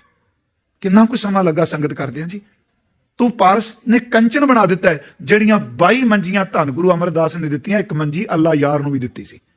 ਆਪ ਜੀ ਗਿਣਤੀ ਕਰਿਓ, ਇੱਕ ਮੰਜੀ ਭਾਈ ਅੱਲਾ ਯਾਰ ਨੂੰ ਵੀ ਦਿੱਤੀ ਹੈ। ਸਮਾਂ ਆਇਆ, ਭਾਈ ਪਾਰੋ ਇੰਨੇ ਕਿ ਜੁੜ ਗਏ। ਮੈਂ ਆਪ ਨੂੰ ਬੇਨਤੀ ਸਿਰਫ ਇਹ ਕਰ ਰਿਹਾ, ਸਿੱਖੀ ਕਿੰਨੀ ਕੁ ਮਹਾਨ ਹੈ। ਮਹਾਰਾਜ ਗੁਰੂ ਅਮਰਦਾਸ ਜੀ ਨੇ ਭਰੀ ਸੰਗਤ 'ਚ ਕਿਹਾ ਕਿ ਭਾਈ ਪਾਰੋ, ਤੇਰਾ ਜੀਵਨ ਇੰਨਾ ਕੁ ਉੱਚਾ ਹੋ ਗਿਆ, ਤੂੰ ਪਰਮਹੰਸ ਬਣ ਗਿਆ। ਸੱਚੀ ਮੁੱਚੀ ਜੋ ਦੇਹ ਵਿੱਚ ਬਦਈ ਹੋ ਗਏ ਸਨ। ਭਾਈ ਸਾਹਿਬ ਨੇ ਲਿਖਿਆ, ਭਾਈ ਗੁਰਦਾਸ ਸਾਹਿਬ ਜੀ ਨੇ ਪਾਰੋ ਬਾਰੇ ਕਿ ਪਾਰੋ ਜੁਲਕਾ ਪਰਮਹੰਸ ਪੂਰੇ ਸਤਿਗੁਰ ਕਿਰਪਾ ਧਾਰੀ। ਉੱਥੇ ਪਰਮਹੰਸ ਲਿਖਿਆ, ਪਾਰੋ ਜੁਲਕਾ ਪਰਮਹੰਸ ਪੂਰੇ ਸਤਿਗੁਰ ਕਿਰਪਾ ਧਾਰੀ। ਸਮਰੱਥ ਗੁਰੂ ਨੇ ਮਿਹਰ ਕੀਤੀ। ਹਜ਼ੂਰ ਨੇ ਕਿਹਾ, ਭਾਈ ਪਾਰੋ ਜੀ, ਜੀ ਸਤਿਗੁਰੂ, ਉਹਨਾਂ ਦੇ ਚਲਾਣੇ ਤੋਂ ਪਹਿਲਾਂ ਸਾਡਾ ਚਿਲਤ ਕਰਦਾ ਹੈ ਜਿਸ ਅਵਸਥਾ ਤੇ ਤੁਸੀਂ ਵਿਚਰਦੇ ਪਏ ਹੋ, ਅਸੀਂ ਚਾਹੁੰਦੇ ਹਾਂ ਕਿ ਤੁਹਾਨੂੰ ਆਪਣੀ ਗੁਰਗੱਦੀ ਦੇ ਦਈਏ, ਤੁਹਾਨੂੰ ਗੁਰਿਆਈ ਦੇ ਦਈਏ। ਭਰੀ ਸੰਗਤ 'ਚ ਭਾਈ ਪਾਰੋ ਜੀ ਉੱਠ ਕੇ ਖੜੇ ਹੋ ਗਏ, ਹੱਥ ਜੋੜ ਲਿਆ, ਗਲ 'ਚ ਪੱਲਾ ਪਾਇਆ, ਕਹਿੰਦੇ ਨਾ ਨਾ, ਜਿਵੇਂ ਬੰਦਾ ਡਰ ਜਾਂਦਾ, ਉੱਚੀ ਉੱਚੀ ਤਰਾ ਕਰਕੇ ਸੰਗਤ ਵੇਖਣ ਲੱਗ ਪਈ, ਤਰਾ ਕਰਕੇ ਬੇਨਤੀ ਕੀਤੀ, ਸੱਚੇ ਪਾਤਸ਼ਾਹ ਮੈਨੂੰ ਗੁਰਿਆਈ ਨਹੀਂ ਚਾਹੀਦੀ, ਮੇਰੀ ਅੰਸ਼ ਵਿੱਚ ਸਿੱਖੀ ਦੀ ਦਾਤ ਦਿਓ, ਮੇਰੇ ਘਰ ਗੁਰਸਿੱਖੀ ਬਖਸ਼ੋ, ਮੈਨੂੰ ਸਿੱਖ ਬਣਾ ਲਓ। ਮੈਂ ਬੇਨਤੀ ਕਰਾਂਗਾ, ਗੁਰਮੁਖੋ ਸਿੱਖ ਕਿੰਨਾ ਕੁ ਉੱਚਾ ਹੈ ਜੀ, ਮੈਨੂੰ ਸਿੱਖ ਬਣਾ ਲਓ, ਮੈਨੂੰ ਗੁਰਿਆਈ ਨਹੀਂ ਚਾਹੀਦੀ। ਕਵੀ ਸੰਤੋਖ ਸਿੰਘ ਨੇ ਲਿਖਿਆ, ਮਹਾਰਾਜ ਕਹਿੰਦੇ ਪਰਮਹੰਸ ਮੋਰੋ ਈ ਰੂਪ, ਭਾਈ ਪਾਰੋ ਮੇਰਾ ਰੂਪ ਹੈ, ਪਰਮ ਸਿਆਣਪ ਮਹਾ ਅਨੂਪ, ਬੜਾ ਸਿਆਣਾ ਹੈ, ਇਹਦੇ ਵਰਗਾ ਕੋਈ ਨਹੀਂ, ਪਰਮ ਸਿਆਣਪ ਮਹਾ ਅਨੂਪ, ਬਖਸ਼ਤ ਹੂੰ ਮੈਂ ਜਗ ਗੁਰਿਆਈ, ਤੈਨੂੰ ਇਸ ਜਗਤ ਵਿੱਚ ਗੁਰਿਆਈ, ਗੁਰਤਾ ਗੱਦੀ ਸ਼ਬਦ ਵਰਤਾ ਤੈਨੂੰ ਦੇ ਦੇਣੇ, ਕਰੋ ਉਧਾਰ ਲੋਕ ਸਮੁਦਾਈ, ਤੁਸੀਂ ਇੱਥੇ ਬਿਰਾਜਮਾਨ ਹੋ, ਲੋਕਾਂ ਦਾ ਮਾਨਵਤਾ ਦਾ ਉਧਾਰ ਕਰੋ। ਅੱਗੇ ਕਹਿੰਦੇ ਕਰ ਜੋਰੇ ਪਾਰੋ ਪਗ ਭਰਿਓ, ਤਰਾਏ ਤਰਾਏ ਕਰ ਬਚਨ ਉਚਾਰਿਓ, ਪ੍ਰਭ ਜੀ ਗੁਰ ਸਿੱਖੀ ਮੁਝ ਭਾਵੈ, ਗੁਰਿਆਈ ਸਤਿਗੁਰੈ ਸੁਹਾਵੈ। ਸੱਚੇ ਪਾਤਸ਼ਾਹ ਮੈਨੂੰ ਗੁਰਸਿੱਖੀ ਦਿਓ, ਗੁਰਿਆਈ ਸਤਿਗੁਰੂ ਜੀ ਤੁਸੀਂ ਸ਼ੋਭਦੇ ਹੋ, ਮੈਨੂੰ ਸਿੱਖ ਬਣਾ ਲਓ। ਅਗਲਾ ਬਚਨ, ਮੁਝ ਪਰ ਕਿਰਪਾ ਦ੍ਰਿਸ਼ਟ ਕੋ ਧਰੀਐ, ਗੁਰਸਿੱਖੀ ਪਦ ਬਖਸ਼ਣ ਕਰੀਏ, ਮੇਰੇ ਤੇ ਮਿਹਰ ਕਰੋ, ਮੈਨੂੰ ਗੁਰਸਿੱਖੀ ਦਿਓ। ਮਹਾਰਾਜ ਜੀ ਨੇ ਮੁਸਕਰਾ ਪਏ, ਕਹਿਣ ਲੱਗੇ ਜਾ ਤੈਨੂੰ ਪੁਸ਼ਤਾਂ ਦੀ ਸਿੱਖੀ ਦਿੱਤੀ। ਪੁਸ਼ਤਾਂ ਸਮਝ ਗਿਆ ਨਾ ਜੀ, ਕਈ ਪੀੜ੍ਹੀਆਂ ਦੀ ਸਿੱਖੀ ਤੈਨੂੰ। ਗੁਰਮੁਖੋ ਇਹ ਭਾਈ ਪਾਰੂ ਪਿੰਡ ਚਲਾ ਗਿਆ, ਇਹਨੇ ਚਲਾਣਾ ਕੀਤਾ, ਆਪਣੇ ਪਿੰਡ ਹਜ਼ੂਰ ਨੇ ਆਪਣੇ ਬੇਟੇ ਨੂੰ ਭੇਜਿਆ, ਕਹਿੰਦੇ ਮੇਰਾ ਬਹੁਤ ਪਿਆਰਾ ਸੀ। ਇਸੇ ਭਾਈ ਪਾਰੋ ਦੇ ਘਰ ਵਿੱਚ ਗੁਰੂ ਹਰਗੋਬਿੰਦ ਸਾਹਿਬ ਮਹਾਰਾਜ ਜੀ ਦੀ ਬਰਾਤ ਗਈ, ਜਿਹੜੇ ਮਾਤਾ ਦਮੋਦਰੀ ਜੀ ਦਾ ਵਿਆਹ ਹੋਇਆ। ਭਾਈ ਨਰੈਣ ਦਾਸ ਨਾ ਭਾਈ ਪਾਰੋ ਦੀ ਇਹ ਪਰਿਵਾਰ ਡੱਲੇ ਤੋਂ ਉੱਠ ਕੇ ਲਾਹੌਰ ਗਿਆ, ਇਸ ਪਰਿਵਾਰ ਵਿੱਚੋਂ। ਉਸ ਪਰਿਵਾਰ ਵਿੱਚ ਇੱਕ ਗੁਰਮੁਖ ਹੋਇਆ ਭਾਈ ਸੁਗਾ, ਕਈਆਂ ਨੇ ਸੋਬਤੀ ਲਿਖਿਆ, ਉਸ ਪਰਿਵਾਰ ਵਿੱਚ ਹੋਇਆ ਭਾਈ ਸੁਗਾ ਸੋਬਤੀ। ਉਸੇ ਪਰਿਵਾਰ, ਉਸ ਦੀ ਘਰ ਵਾਲੀ ਸੀ ਮਾਈ ਦਿਆਲੀ, ਮਾਤਾ ਦਿਆਲੀ, ਉਸ ਦੀ ਕੁੱਖ ਵਿੱਚ ਉਹਨੇ ਜਨਮ ਲਿਆ, ਜਿਹੜਾ ਪੰਜਾਂ ਪਿਆਰਿਆਂ ਚੋਂ ਪਹਿਲਾ ਪਿਆਰਾ ਬਣਿਆ ਹੈ, ਪਿਆਰੇ ਭਾਈ ਦਇਆ ਸਿੰਘ ਜੀ।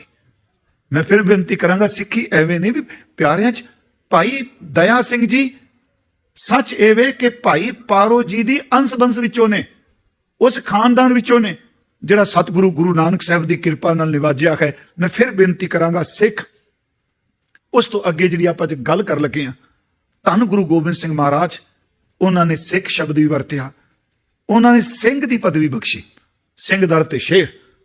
ਉਂਝ ਯਾਦ ਰੱਖਿਓ, ਸ਼ੇਰ ਦੇ ਬੜੇ ਵੱਡੇ ਗੁਣ ਨੇ। ਇੱਕ ਦਿਨ ਉਦਣ ਆਪਾਂ ਸੈਕਰਾਮੈਂਟੋ ਕਥਾ ਕਰ ਰਹੇ ਸਨ, ਕਿਉਂਕਿ ਸ਼ਬਦ ਬੜਾ ਲੰਬੇਰਾ ਸੀ, ਕਈ ਦਿਨਾਂ ਦੀ ਕਥਾ ਉਹਦੀ, ਪਰ ਇੱਕ ਸ਼ਬਦ ਆਇਆ ਜੀ, ਸਿੰਘ ਬਿਲਾਈ ਹੋਏ ਗਇਓ ਤ੍ਰਿਣ ਮੇਰ ਦਖੀਤਾ, ਜਿਹੜਾ ਸ਼ਬਦ ਆਪਾਂ ਪੜ੍ਹ ਰਹੇ ਸੀ ਨਾ, ਪਿੰਗਲ ਪਰਬਤ, ਹਾਂ ਪਿੰਗਲ ਪਰਬਤ ਪਾਰ ਪਰੇ ਖਲ ਚਤੁਰਭ ਕੀਤਾ, ਅੰਦੁਲੇ ਤੇਰੇ ਭਵਨ ਸੂਝਿਆ ਗੁਰ ਭੇਟ ਪੁਨੀਤਾ, ਮਹਿਮਾ ਸਾਧੂ ਸੰਗ ਕੀ ਸੁਨੋ ਮੇਰੇ ਮੀਤਾ, ਮੈਲ ਕੋਈ ਕੋਟ ਅਗਾਰੇ ਨਿਰਮਲ ਪੈ ਚੀਤਾ, ਐਸੀ ਭਗਤ ਗੋਬਿੰਦ ਕੀ ਕੀਟ ਹਸਤੀ ਜੀਤਾ, ਜੋ ਜੋ ਕੀਨੋ ਆਪਣੋ ਤਿਸ ਆਪੈ ਦਾਨ ਦਿੱਤਾ, ਸਿੰਘ ਬਿਲਾਈ ਹੋਏ ਗਿਓ ਤ੍ਰਿਣ ਮੇਰ ਦਖੀਤਾ, ਸ਼ਰਮ ਕਰਤੇ ਦਮ ਆੜ ਕੋ ਤੇ ਗਨੀ ਤਨੀਤਾ, ਕਮਰ ਵਡਾਈ ਕਹਿ ਸਕੂੰ ਬੇਅੰਤ ਗੁਨੀਤਾ, ਕਰ ਕਿਰਪਾ ਮੋਹਿ ਨਾਮ ਦਿਓ ਨਾਨਕ ਦਰ ਸਰੀਤਾ। ਹੁਣ ਜਦੋਂ ਇਹ ਅਰਥ ਪੜੇ ਨਾ, ਜਿਵੇਂ ਉੱਥੇ ਕੀਤੇ ਸਨ ਅਰਥੇ, ਫਿਰ ਮੈਂ ਚਲੋ ਰਿਪੀਟ ਕਰ ਦੇਣਾ। ਇਹ ਤਾਂ ਅਰਥ ਹੋ ਗਿਆ ਵੀ ਸਿੰਘ ਬਿਲਾਈ ਹੋਏ ਗਏ ਤ੍ਰਿਣ ਮੇਰ ਦਖੀਤਾ। ਜਿਹੜਾ ਸ਼ੇਰ ਹੈ, ਆਮ ਟੀਕਾਕਾਰ ਇਹੀ ਅਰਥ ਕਰਦੇ ਆ ਜੀ, ਜਿਹੜਾ ਸ਼ੇਰ ਹੈ ਉਹ ਬਿੱਲੀ ਹੋ ਗਿਆ। ਹਾਂਜੀ, ਸਿੰਘ ਬਿਲਾਈ ਹੋਏ ਗਏ।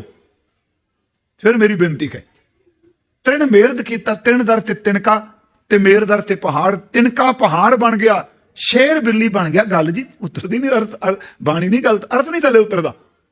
ਇੱਕ ਪਾਸੇ ਇਹ ਤਾਂ ਹੈ ਵੀ ਕੀਟ ਹਸਤੀ ਜੀਤਾ, ਕੀੜੀ ਨੇ ਹਾਥੀ ਜਿੱਤ ਲਿਆ। ਹੁਣ ਤ੍ਰਿਣ ਦਰ ਤੇ ਤਿਣਕਾ, ਤਿਣਕਾ ਪਹਾੜ ਬਣ ਗਿਆ, ਤੇ ਇੱਥੇ ਉਲਟੀ ਗੱਲ ਹੋ ਗਈ, ਬਿੱਲੀ ਸ਼ੇਰ ਬਿੱਲੀ ਬਣ ਗਿਆ। ਉਸ ਠੀਕ ਹੈ, ਗੁਰਮੁਖ ਅਰਥ ਕੀਤੇ ਜੀ, ਸ਼ੇਰ ਬਿੱਲੀ ਬਣ ਗਿਆ ਜੀ, ਇਹ ਨਿਮਰਤ ਆ ਗਈ, ਇਹ ਇਸ ਤਰ੍ਹਾਂ ਕੀਤੇ, ਬਿੱਲੀ ਦੀ ਤਰ੍ਹਾਂ ਨਿਮਰ ਹੋ ਗਿਆ। ਮੈਨੂੰ ਇੰਜ ਲੱਗਦਾ ਹੈ ਬਿੱਲੀ ਕਮਜ਼ੋਰ ਹੈ। ਜਿਹੜੀ ਗੁਰੂ ਦੀ ਬਖਸ਼ਿਸ਼ ਹੈ, ਸਿੰਘ ਬਿਲਾਈ ਹੋਏ ਗਇਓ, ਇਹਨੂੰ ਜੇ ਹੋਏ ਗਇਓ ਪੁਲਿੰਗ ਹੈ, ਜਿਹੜੀ ਬਿੱਲੀ ਸੀ ਉਹ ਸ਼ੇਰ ਬਣ ਗਈ। ਤ੍ਰਿਣ ਮੇਰ ਦਖੀਤਾ, ਜੇ ਅਰਥ ਟੁਕਾਵਾਂਗੇ, ਇੱਕ ਪਾਸੇ ਅਸੀਂ ਕਰਾਂਗੇ ਵੀ ਸ਼ੇਰ ਬਿੱਲੀ ਬਣ ਗਿਆ, ਫਿਰ ਕਹਾਂਗੇ ਤਿਣਕਾ ਪਹਾੜ ਬਣ ਗਿਆ। ਨਹੀਂ ਗੁਰਮੁਖੋ, ਜਿਹੜੀ ਬਿੱਲੀ ਬਿਰਤੀ ਕਮਜ਼ੋਰ ਸੀ, ਡਰਦਾ ਸੀ, ਵਾਰ-ਵਾਰ ਥੋੜਾ ਜਿਹਾ ਭੱਜੇ, ਬਿੱਲੀ ਦੌੜਦੀ ਸੀ, ਗੁਰੂ ਨੇ ਇੰਨੀ ਕਿਰਪਾ ਕੀਤੀ, ਉਹਨੇ ਬਿੱਲੀ ਦੀ ਕਮਜ਼ੋਰੀ ਖਤਮ ਕਰਕੇ ਸ਼ੇਰ ਦੀ ਤਰ੍ਹਾਂ ਨਿਡਰ ਬਣਾ ਦਿੱਤਾ। ਇਹ ਸੰਗਤ ਦੀ ਤਾਕਤ ਹੈ ਜੀ। ਇੱਕ ਹੋਇਆ ਵਜ਼ੀਦਾ। ਆਪ ਜੀ ਨੇ ਸੁਣਿਆ ਹੋਣਾ ਜਿਹਦੇ ਦੋਹੜੇ ਪਰੇ ਜਾਂਦੇ ਆ ਵੀ ਇਹ ਵੈਸੇ ਉਹਦਾ ਨਹੀਂ ਹੈਗਾ, ਇੱਕ ਨਾਂ ਦੇ ਕਰ ਪੁੱਤ ਪੁੱਤਾਂ ਕਰ ਪੋਤਰੇ, ਇਹ ਮੈਂ ਐਵੇਂ ਜੋੜਿਆ ਕਿਸੇ, ਮੈਂ ਜਿੰਨੀ ਕੁ ਦੀ ਰਚਨਾ ਪੜ੍ਹੀ ਉਹਦੇ ਚ ਹੈ ਹੀ ਨਹੀਂ। ਉਹਦੇ ਦੋਹੜੇ ਬੜੇ ਕਮਾਲ ਦੇ ਨੇ, ਵੈਸੇ ਹੈ ਵੀ ਕਮਾਲ। ਉਹ ਕਹਿੰਦਾ ਵਾਹਿਗੁਰੂ ਤੇਰੇ ਨਾਲ ਗੱਲਾਂ ਕਰਕੇ, ਸਿੱਧੀਆਂ ਗੱਲਾਂ ਕਰਦਾ, ਕਹਿੰਦਾ ਰੱਬਾ ਤੈਨੂੰ ਕਿਹੜਾ ਕਹੇ ਵੀ ਇਸ ਤਰ੍ਹਾਂ ਨਾ ਕਰਿਆ ਕਰ ਸਮਰਪਿਤ। ਕਹਿੰਦਾ ਜਿਹੜਾ ਮੂਰਖ, ਜਿਸ ਬੰਦੇ ਨੂੰ ਬੋਲਣ ਦੀ ਅਕਲ ਨਹੀਂ, ਉਹਨੇ ਇੰਨਾ ਰੁਪਈਆ ਦਿੱਤਾ ਹੀ ਰਹੇ ਰੱਬ ਦਾ ਨਾਂ, ਜਿਹੜਾ ਵਿਚਾਰਾ ਸਾਰੀ ਜ਼ਿੰਦਗੀ ਪੜ੍ਹ ਕੇ ਕਿਤਾਬਾਂ ਨਾਲ ਮੱਥੇ ਮਾਰਦਾ, ਮੂਰਖ ਦੇ ਬੂਹੇ ਖੋਲਦਾ ਪਿਆ ਹੈਗਾ ਨਾ ਜੀ। ਲੀਡਰਾਂ ਦਾ ਹੀ ਹਾਲ ਹੈ ਨਾ। ਪੜ੍ਹੇ ਲਿਖੇ ਬੰਦੇ ਜਿਹਨਾਂ 35-35 ਸਾਲ ਗਾਲੇ ਨੇ, ਉਹ ਅਨਪੜ੍ਹਾਂ ਨੂੰ ਸਲੂਟਾਂ ਮਾਰਦੇ ਪਏ ਨੇ। ਹੈ ਰੱਬ ਦੀ ਖੇਡ ਹੈ ਨਾ। ਕਹਿੰਦਾ ਮੂਰਖ ਨੂੰ ਅਸਵਾਰੀ ਹਾਥੀ ਘੋੜਿਆਂ, ਪੰਡਤ ਪੈਰ ਪਿਆਦੇ ਪਾਟੇ ਜੋੜਿਆਂ। ਮੂਰਖ ਕੋਲ ਹਾਥੀ ਘੋੜੇ ਨੇ, ਵਿਦਵਾਨ ਵਿਚਾਰੇ ਨੂੰ ਸੰਸਾ ਪਿਆ ਵੀ ਰੋਟੀ ਕਿਵੇਂ ਚੱਲੇਗੀ। ਤੁਸੀਂ ਹੈਰਾਨ ਹੋਵੋਗੇ, ਭਾਈ ਸਾਹਿਬ ਭਾਈ ਸੰਤੋਖ ਸਿੰਘ, ਠੀਕ ਹੈ ਜੀ, ਦੁਨੀਆ ਬਹੁਤ ਕੁਝ ਕਹਿੰਦੀ ਹੈ, ਮੈਨੂੰ ਪਤਾ ਉਸ ਗ੍ਰੰਥ 'ਚ ਹੈ ਕੁਛ, ਪਰ ਮੈਂ ਗੁਰੂ ਗ੍ਰੰਥ ਸਾਹਿਬ ਦੀ ਯੂਰੀ 'ਚ ਕਹਿ ਰਿਹਾ, ਜਿੰਨੇ ਸਿੱਖ ਵਿਦਵਾਨ ਅੱਜ ਤੱਕ ਆਧੁਨਿਕ ਨੇ, ਜਿੰਨੇ ਗੋਰੇ ਵੀ ਸਨ, ਇੱਥੋਂ ਤੱਕ ਮੈਕਾਲਪ ਵਰਗੇ ਬੰਦੇ ਨੇ ਇਤਿਹਾਸ ਲਿਖਦੇ ਹੋਏ ਸੰਤੋਖ ਸਿੰਘ ਨੂੰ ਇਗਨੋਰ ਨਹੀਂ ਕੀਤਾ, ਕਿਉਂਕਿ ਉਦੋਂ ਪਹਿਲਾਂ ਐਡਾ ਇਤਿਹਾਸ ਹੀ ਕੋਈ ਨਹੀਂ। ਉਹਨਾਂ ਦੀ ਹਾਲਤ, ਉਹ ਜਦੋਂ ਉਹਨਾਂ ਦਾ ਚਲਾਣਾ ਕੀਤਾ, ਉਹਨਾਂ ਦੀ ਲਾਇਬ੍ਰੇਰੀ 'ਚ ਇੱਕ ਕਵਿੱਤ ਮਿਲਿਆ ਸੀ, ਉਹਨਾਂ ਦਾ ਨਿੱਜੀ ਜੀਵਨ ਦਾ, ਗਰੀਬੀ ਦੇ ਦਿਨਾਂ ਸਾਦੇ, ਛੁੱਟਿਓ ਹੈ ਪ੍ਰਕਰਮ ਖੋਈ ਹੈ ਆਓ ਸ਼ਰਮ। ਉਸ ਵਿੱਚ ਉਹ ਲਿਖਦੇ ਨੇ ਕਿ ਦਵਾਰ ਪੇ ਕਰਜ਼ਦਾਰ ਠਾਡੇ ਮੁਖ ਦੇਤਗਾਰ, ਬਿਨਾ ਰੋਜ਼ਗਾਰ ਰੋਜ਼ਗਾਰ ਖਾਈਅਤ ਹੈ। ਗੁਰਮੁਖੋ ਆਪਾਂ ਥੋੜਾ ਜਿਹਾ ਅਰਥਾਂ ਵੱਲ ਧਿਆਨ ਦੇਵਾਂਗੇ ਨਾ ਜੀ। ਫਿਰ ਸੁਣਿਓ, ਦਵਾਰ ਪੇ ਕਰਜ਼ਦਾਰ ਲਿਖ ਰਿਹਾ ਵਾ ਇਤਿਹਾਸ, ਤੇ ਬੂਵੇ ਤੇ ਜਿਨ੍ਹਾਂ ਤੋਂ ਕਰਜ਼ਾ ਲੈਣਾ ਉਹ ਬੂਵੇ ਅੱਗੇ ਖਲੋਤਾ ਹੈ। ਸਮਝ ਗਿਆ, ਦਵਾਰ ਪੇ ਕਰਜ਼ਦਾਰ ਠਾਡੇ ਖਲੋਤੇ ਨੇ, ਮੁਖ ਦੇਤਗਾਰ, ਪੈਸੇ ਕੋਈ ਨਹੀਂ, ਗਾਲਾਂ ਕੱਢਦੇ ਧੀਆਂ ਭੈਣਾਂ ਦੀਆਂ। ਦਵਾਰ ਪੇ ਕਰਜ਼ਦਾਰ ਮੁਖ ਠਾਡੇ ਮੁਖ ਦੇਤਗਾਰ, ਅਗਲਾ ਬਿਨਾ ਰੋਜ਼ਗਾਰ ਰੋਜ਼ਗਾਰ ਖਾਈਅਤ ਹੈ। अरे समझे जी, बिना रोजगार, रोजगार इकट्ठा हो गया ना, रोजी, बिना रोजगार रोजगार खाईयत है। पहले रोजगार दा अर्थ आमदन दा साधन रोजी, ते दूजा रोजगार गार दा अर्थ गालां। कहंदा वाह वाहिगुरू, बिना रोटी तो रोज गालां खाना पिया, रोटी तां खाण नूं नहीं मिलदी। ओह कहंदा मूर्ख नूं असवारी खाती घोड़ियां, पंडित पैर प्यादे पाटे जोड़ियां, करन सुगड़ मजूरी मूर्ख दे जाए घर, वजीदिया कौन कह साहिब नूं इंज नहीं तां इंज कर। अगली गल उहने की कहंदा, गौवां देंदा घाह मलीदा कुत्तियां। गां विचारी सारा दिन कक्क च हुंदी, कुत्ता गड्डी च बैठा बंदे नूं दंदियां विखांदा पे। जिन्हां रखे ने मैनूं बख्श दिओ जे, कि बाबा साडे कुत्तियां बारे मारा बोल गया, क्योंकि वह बेचारा न्याणे मनदे कोई नहीं, हुक्म मन लेना कि बह जा, वह बह जाएगा। न्याणे को बह उन्हें थोड़ा बहना जी। वह कहंदा गौवां देंदा घाह मलीदा कुत्तियां, मलीदा समझ गया ना जी, मलाइयां। जागदियां दी खो के देंदा सुत्तियां, चौं कुंडी है पानी थल सर बसार, वजीदिया कौन कह साहिब नूं इंज नहीं तां इंज कर। मैं तां थोड़ी जी उदाहरण लई, ये सी बड़ा तकड़ा जरनैल जी वजीदा। इहने कर लई संगत कन पाटे नाथां दी, साधुआं दी, साधु चलो शब्द की वरतां, भस्म लाउण वालिआं दी, इन्ना प्रभावित होया जी, छड्ड के ना फौजी पुणा, ते इह चल पिया उन्हां दा चेला बन गया, पिंडे ते सवाह मान लई। जिहड़ा डेरा सी, उन्हां डेरे 'च पैसे बड़े सन, असलीयत ते पैसा उत्थे बहुत सी। उत्थे डाका पै गया, वो सब कुछ लुट के लै गए। ਜਦੋਂ ਪੁਲਿਸ ਤਫਤੀਸ਼ ਕਰਨ ਆਈ ਤੇ ਇੱਕ ਨੇ ਪਛਾਣ ਲਿਆ ਵੀ ਆ ਜਿਹੜਾ ਮੁੰਦਰਾ ਭਾਈ ਬੈਠਾ ਹੈ, ਮਿੱਟੀ ਲਿਬੜਿਆ ਤੇ ਵਜੀਦਾ ਲੱਗਦਾ। ਜਦੋਂ ਬੋਲੇ ਆਵਾਜ਼ ਪਛਾਣ ਲਈ, ਉਹਨੇ ਕਿਹਾ ਤੁਸੀਂ ਵਜੀਦਾ? ਉਹ ਕਹਿੰਦਾ ਹਾਂ। ਉਹ ਕਹਿੰਦਾ ਤੈਨੂੰ ਕੀ ਹੋ ਗਿਆ? ਤੇਰਾ ਨਾਂ ਸੁਣ ਕੇ ਤਾਂ ਡਾਕੂ ਇਲਾਕਾ ਛੱਡ ਜਾਂਦੇ ਸਨ, ਤੇਰਾ ਨਾਂ ਸੁਣ ਕੇ ਦੁਨੀਆ ਕੰਬਦੀ ਸੀ। ਉਹਨੇ 2 ਸਤਰਾਂ ਕਵਿਤਾ ਦੀਆਂ ਕਹਿੰਦਾ ਹੋਤੇ ਪੂਤ ਅਫਗਾਨ ਕੇ ਦੇਤੇ ਦਸਤਾ ਮੋੜ, होते पूत अफगान के देते दस्ते मोड़, ओट गई रघुनाथ की सके ना तिनका तोड़। कहता जिदन दा कन पाटिया ना आया, अज मैं भी लुटिया गया। याद रखियो, यही हालत हिंदुस्तान गुलाम तां होया। गुरु गोबिंद सिंह आए, उन्होंने सब तो पहला अपना जिहड़ा सी मैं करन की आया, याद रखियो पंथ गुरु नानक साहब ने शुरू किया। मेरी फिर दुहाई है, क्योंकि जिहड़े अमृत नहीं छकदे गुरु नानक साहब दे सिख हां, मेरी हथ जोड़ के बेनती है खालसा जी, खालसा गुरु नानक साहब दा साजिया होया। विद्वान कहते हैं जेड़ी फौलाद दी तखंडा, जेड़े लोहे दे खंडे नाल अमृत संचार गुरु गोबिंद सिंह जी ने किया, उस खंडे दा फौलाद वो लोहा गुरु नानक साहब ने तैयार किया सी। कहता जेड़े खालसे दे रूप च फल लगा बैसाखी नूं, उस फल दा बीज बीजन वाले गुरु नानक साहब ने बाकी 9 पातशाहां नूं उहनूं पालिया है। हजूर गुरु गोबिंद सिंह जी ने सब तो पहला दसिया मैं काहदे लई आया। मैं 5 मिनट लै ला ना भी काहदे लई आया मैं, क्योंकि सवेरे तो कमां ते जाना, मैं उस हिसाब नाल रहांगा भी काहदे लिए आया। उन्होंने फरमाया हम एक काज जगत मो आए, धर्म खेत गुरुदेव पठाए, जहां तहां तुम धर्म चलायो, ਕੁਬੁੱਧ ਕਰਨ ਤੇ ਲੋਕ ਹਟਾਇਓ। ਮਹਾਰਾਜ ਕਹਿੰਦੇ ਨੇ ਮੈਂ ਆਇਆ ਯਹੀ ਕਾਜ ਧਰਾਮ ਜਨਮਕ ਸਮਝ ਲਿਓ ਸਾਧੂ ਸਮ ਮਨਮਕ ਧਰਮ ਚਲਾਵਨ ਸੰਤ ਉਬਾਰਨ ਦੁਸ਼ਟ ਸਬਰ ਕੋ ਮੂਲ ਉਪਾਰਨ। ਬਚਿੱਤਰ ਨਾਟਕ ਜਦੋਂ ਅਸੀਂ ਇਹ ਪੜ੍ਹਨੇ ਆ ਮਹਾਰਾਜ ਸੱਚੇ ਪਾਤਸ਼ਾਹ ਇਹ ਬਚਨ ਕਹਿੰਦੇ ਆ ਸ਼ਬਦ ਜਿਉ ਤਿਉ ਪ੍ਰਭ ਹਮਕੋ ਸਮਝਾਇਓ ਇਮ ਕਹਿ ਕੇ ਇਹ ਲੋਕ ਪਟਾਇਓ। ਕੀ ਪਟਾਇਓ? ਅਕਾਲ ਪੁਰਖ ਵਾਚ। ਉੱਥੇ ਮਹਾਰਾਜ ਨੇ ਕਿਹਾ ਅਕਾਲ ਪੁਰਖ ਵਾਚ ਮੈਂ ਆਪਣਾ ਸੁਤ ਤੋਹੇ ਨਿਵਾਜਾ, ਮੈਂ ਤੈਨੂੰ ਆਪਣਾ ਪੁੱਤਰ ਬਣਾ ਕੇ ਭੇਜਣ ਲੱਗਾ। ਮੈਂ ਆਪਣਾ ਸੁਤ ਤੋਹੇ ਨਿਵਾਜਾ ਪੰਥ ਪਰਚੁਰ ਕਰਬੇ ਕੋ ਛਾਜਾ ਜਹਾਂ ਤਹਾਂ ਤੁਮ ਧਰਮ ਚਲਾਏ। ਅੱਜ ਤਾਂ ਪਾਠ ਸੀ ਕੁਬੁੱਧ ਕਰਨ ਤੇ ਲੋਹ ਹਟਾਏ। ਅੱਗੇ ਮਹਾਰਾਜ ਕਹਿੰਦੇ ਨੇ ਠਾਠ ਭਇਓ ਮੈਂ ਜ਼ੋਰ ਕਰ, ਹੱਥ ਜੋੜ ਕੇ ਮੈਂ ਖੜਾ ਹੋ ਗਿਆ। ਵਾਹਿਗੁਰੂ ਜੀ ਯਾਦ ਰੱਖਿਓ ਇਦੋਂ ਵੱਡੀ ਨਿਰਮਾਣਤਾ ਕਿਵੇਂ ਮਿਲੇਗੀ? ਠਾਠ ਭਇਓ ਮੈਂ ਜ਼ੋਰ ਕਰ ਪੰਨ ਬਚਨ ਕਹਾ ਸਿਰ ਨਾਏ। ਸਿਰ ਝੁਕਾ ਕੇ ਕਿਹਾ ਪੰਥ ਚਲਾ ਤਬ ਜਗਤ ਮੈਂ ਜਬ ਤੁਮ ਕਰੋ ਸਹਾਏ। ਪੰਥ ਚੱਲੇਗਾ, ਗੁਰੂ ਨਾਨਕ ਸਾਹਿਬ ਦਾ ਪੰਥ ਦੁਨੀਆ 'ਚ ਪ੍ਰਗਟ ਹੋਵੇਗਾ। ਮੇਰੀ ਕਮਾਈ ਨਾਲ ਨਹੀਂ ਹੋਣਾ, ਤੇਰੀ ਬਖਸ਼ਿਸ਼ ਨਾਲ ਚੱਲੇਗਾ। ਤਾਂ ਮੈਂ ਕਹਿੰਦਾ ਇਸ ਗੱਲ ਨੂੰ ਭੁੱਲਿਓ ਨਾ। ਫਿਰ ਮੇਰੀ ਅਰਜ਼ ਇਹ ਕੋਈ ਕਵਿਤਾ ਨਹੀਂ। ਗੁਰੂ ਗੋਬਿੰਦ ਸਿੰਘ ਜੀ ਕਹਿ ਰਿਹਾ ਮੈਂ ਵਾਹਿਗੁਰੂ ਜੀ ਨੂੰ ਕਹਿ ਆ ਸਿੱਖੋ ਕਿ ਪੰਥ ਚੱਲੇਗਾ ਸਹਾਇਤਾ ਉਹ ਕਰੇਗਾ, ਸਹਾਇਤਾ ਕਰਨ ਵਾਲੇ ਨੂੰ ਭੁੱਲਿਓ ਨਾ। ਪੰਥ ਚਲੇ ਜਗਤ ਤਬ ਜਗਤ ਮੈਂ ਜਬ ਤੁਮ ਕਰੋ ਸਹਾਏ। ਸਮਾਇਆ ਜਿਹੜਾ ਮਹਾਰਾਜ ਨੇ ਖਾਲਸਾ ਸਾਜਿਆ, ਵਿਸਾਖੀ ਦਾ ਦਿਨ ਆ ਗਿਆ। ਆਪ ਸਭ ਨੂੰ ਬੱਚਾ ਵਿਦਵਾਨ ਸਾਰੇ ਦੱਸਦੇ ਆ 80,000 ਦੇ ਕਰੀਬ ਇਕੱਠ ਸੀ। ਧੰਨ ਗੁਰੂ ਗੋਬਿੰਦ ਸਿੰਘ ਜੀ ਨੇ ਆਪਣੀ ਕਿਰਪਾਨ ਨੰਗੀ ਲਿਆਂਦੀ। ਉਸ ਤੋਂ ਪਹਿਲਾਂ ਦੇਵੀ ਦਾ ਜ਼ਿਕਰ ਵੀ ਹੁੰਦਾ ਚਲੋ ਜੀ, ਪਰ ਸਾਧਨਾ ਜਿਹੜੀ ਉਹ ਕੁਝ ਹੋਰ ਹੀ ਰੂਪ ਸੀ। ਅੱਜ ਮਹਾਰਾਜ ਜੀ ਨੇ ਕਿਹਾ ਕੋਈ ਹੈ ਸਿੱਖ ਦਾ ਬੇਟਾ ਜੋ ਸੀਸ ਕਰੇ ਬੇਟਾ। ਦੂਜੀ ਵਾਰ ਫਿਰ ਆਵਾਜ਼ ਦਿੱਤੀ। ਇਤਿਹਾਸ ਕਹਿੰਦਾ ਤੀਜੀ ਆਵਾਜ਼ ਦਿੱਤੀ। ਹੁਣ ਮੈਨੂੰ ਬੜੀ ਹੈਰਾਨਗੀ ਆਉਂਦੀ ਏ ਜਿਹੜੇ ਕਹਿੰਦੇ ਮਹਾਰਾਜ ਨੇ 5 ਪਿਆਰੇ ਚੁਣ ਲੈ। ਗੁਰਮੁਖੋ ਚੁਣਨ ਵਿੱਚ ਤੇ ਸਿਰ ਭੇਟ ਕਾ ਫਰਕ ਹੈ। ਜਿਹੜਾ ਬੰਦਾ ਸਵੇਰੇ ਚੁਣਿਆ ਜਾਂਦਾ ਉਹ ਰਾਤੀ ਕਿਹਾ ਜਾਂਦਾ ਕੱਪੜੇ ਕੁਪੜੇ ਪਾ ਲਈ ਸਵੇਰੇ ਤੈਨੂੰ ਬਣਾ ਦੇਣਾ। ਇਸ ਤਰ੍ਹਾਂ ਹੀ ਹੈ ਨਾ, ਇਹ ਇਸ ਤਰ੍ਹਾਂ ਹੁੰਦਾ। ਪੰਜਾਬ 'ਚ ਵੀ ਉਹ ਰਾਤੀ ਕੱਪੜੇ ਸਾਰੇ ਪਾ ਗਏ ਹੁੰਦੇ ਆ ਜਿਹਦੀ ਪਰਚੀ ਨਿਕਲੂ ਪਤਾ ਹੁੰਦਾ ਹੈ। ਯਾਦ ਰੱਖਿਓ ਉੱਥੇ ਚੁਣਨਾ ਸ਼ਬਦ ਜਦੋਂ ਮੈਂ ਕਹਿੰਦਾ 5 ਪਿਆਰੇ ਚੁਣੇ, ਉਹ ਗੁਰਮੁਖੋ ਠੀਕ ਹੈ ਚੁਣੇ ਕਿ ਮੈਂ ਵੀ ਲਫ਼ਜ਼ ਵਰਤਣਾ।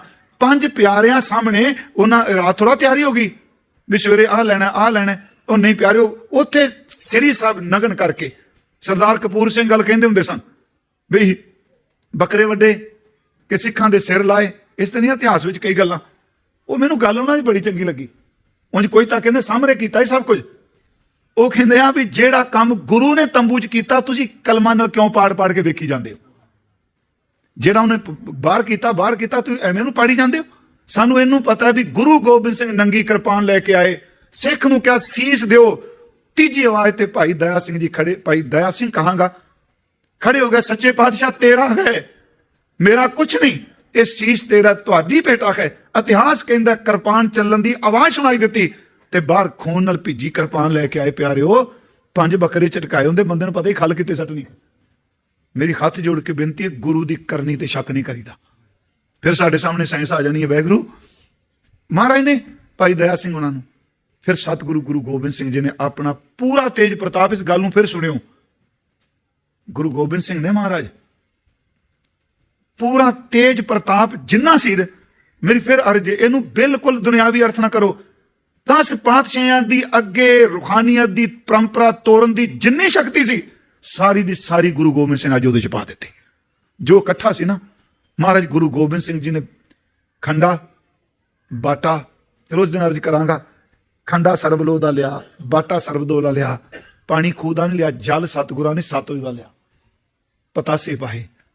ਗੁਰਮੁਖੋ ਸਰਬਲੋ ਦਾ ਖੰਡਾ, ਸਰਬਲੋ ਦਾ ਬਾਟਾ, ਦਰਿਆ ਦਾ ਪਾਣੀ, ਪਤਾਸੇ ਤੇ ਖੁਦ ਗੁਰੂ ਗੋਬਿੰਦ ਸਿੰਘ। ਉਹ ਅੰਮ੍ਰਿਤ ਸੰਚਾਰ ਕਿਹੋ ਜਿਹਾ ਹੋਇਆ ਹੋਵੇਗਾ? ਸਿਰਫ ਉਹਦਾ ਪਤਾ ਪਿਆਰੀ ਦਇਆ ਸਿੰਘ ਨੂੰ ਹੀ ਹੈ। ਮੇਰੀ ਫਿਰ ਅਰਜ਼ ਹੈ, ਮੈਂ ਵੈਸੇ ਯਤਨ ਕਰ ਰਿਹਾ ਵੀ ਉਦੋਂ ਬਾਅਦ ਮਹਾਰਾਜ ਪੰਜਾਂ 'ਚ ਲੱਗੇ ਕਿਤੇ। ਉਹ ਜਿਹੜੀ ਗੱਲ ਹੈ ਮੇਰੀ ਫਿਰ ਅਰਜ਼ ਹੈ, ਕੀ ਹੋਇਆ ਉਸ ਵੇਲੇ, ਕਿਵੇਂ ਹੋਇਆ?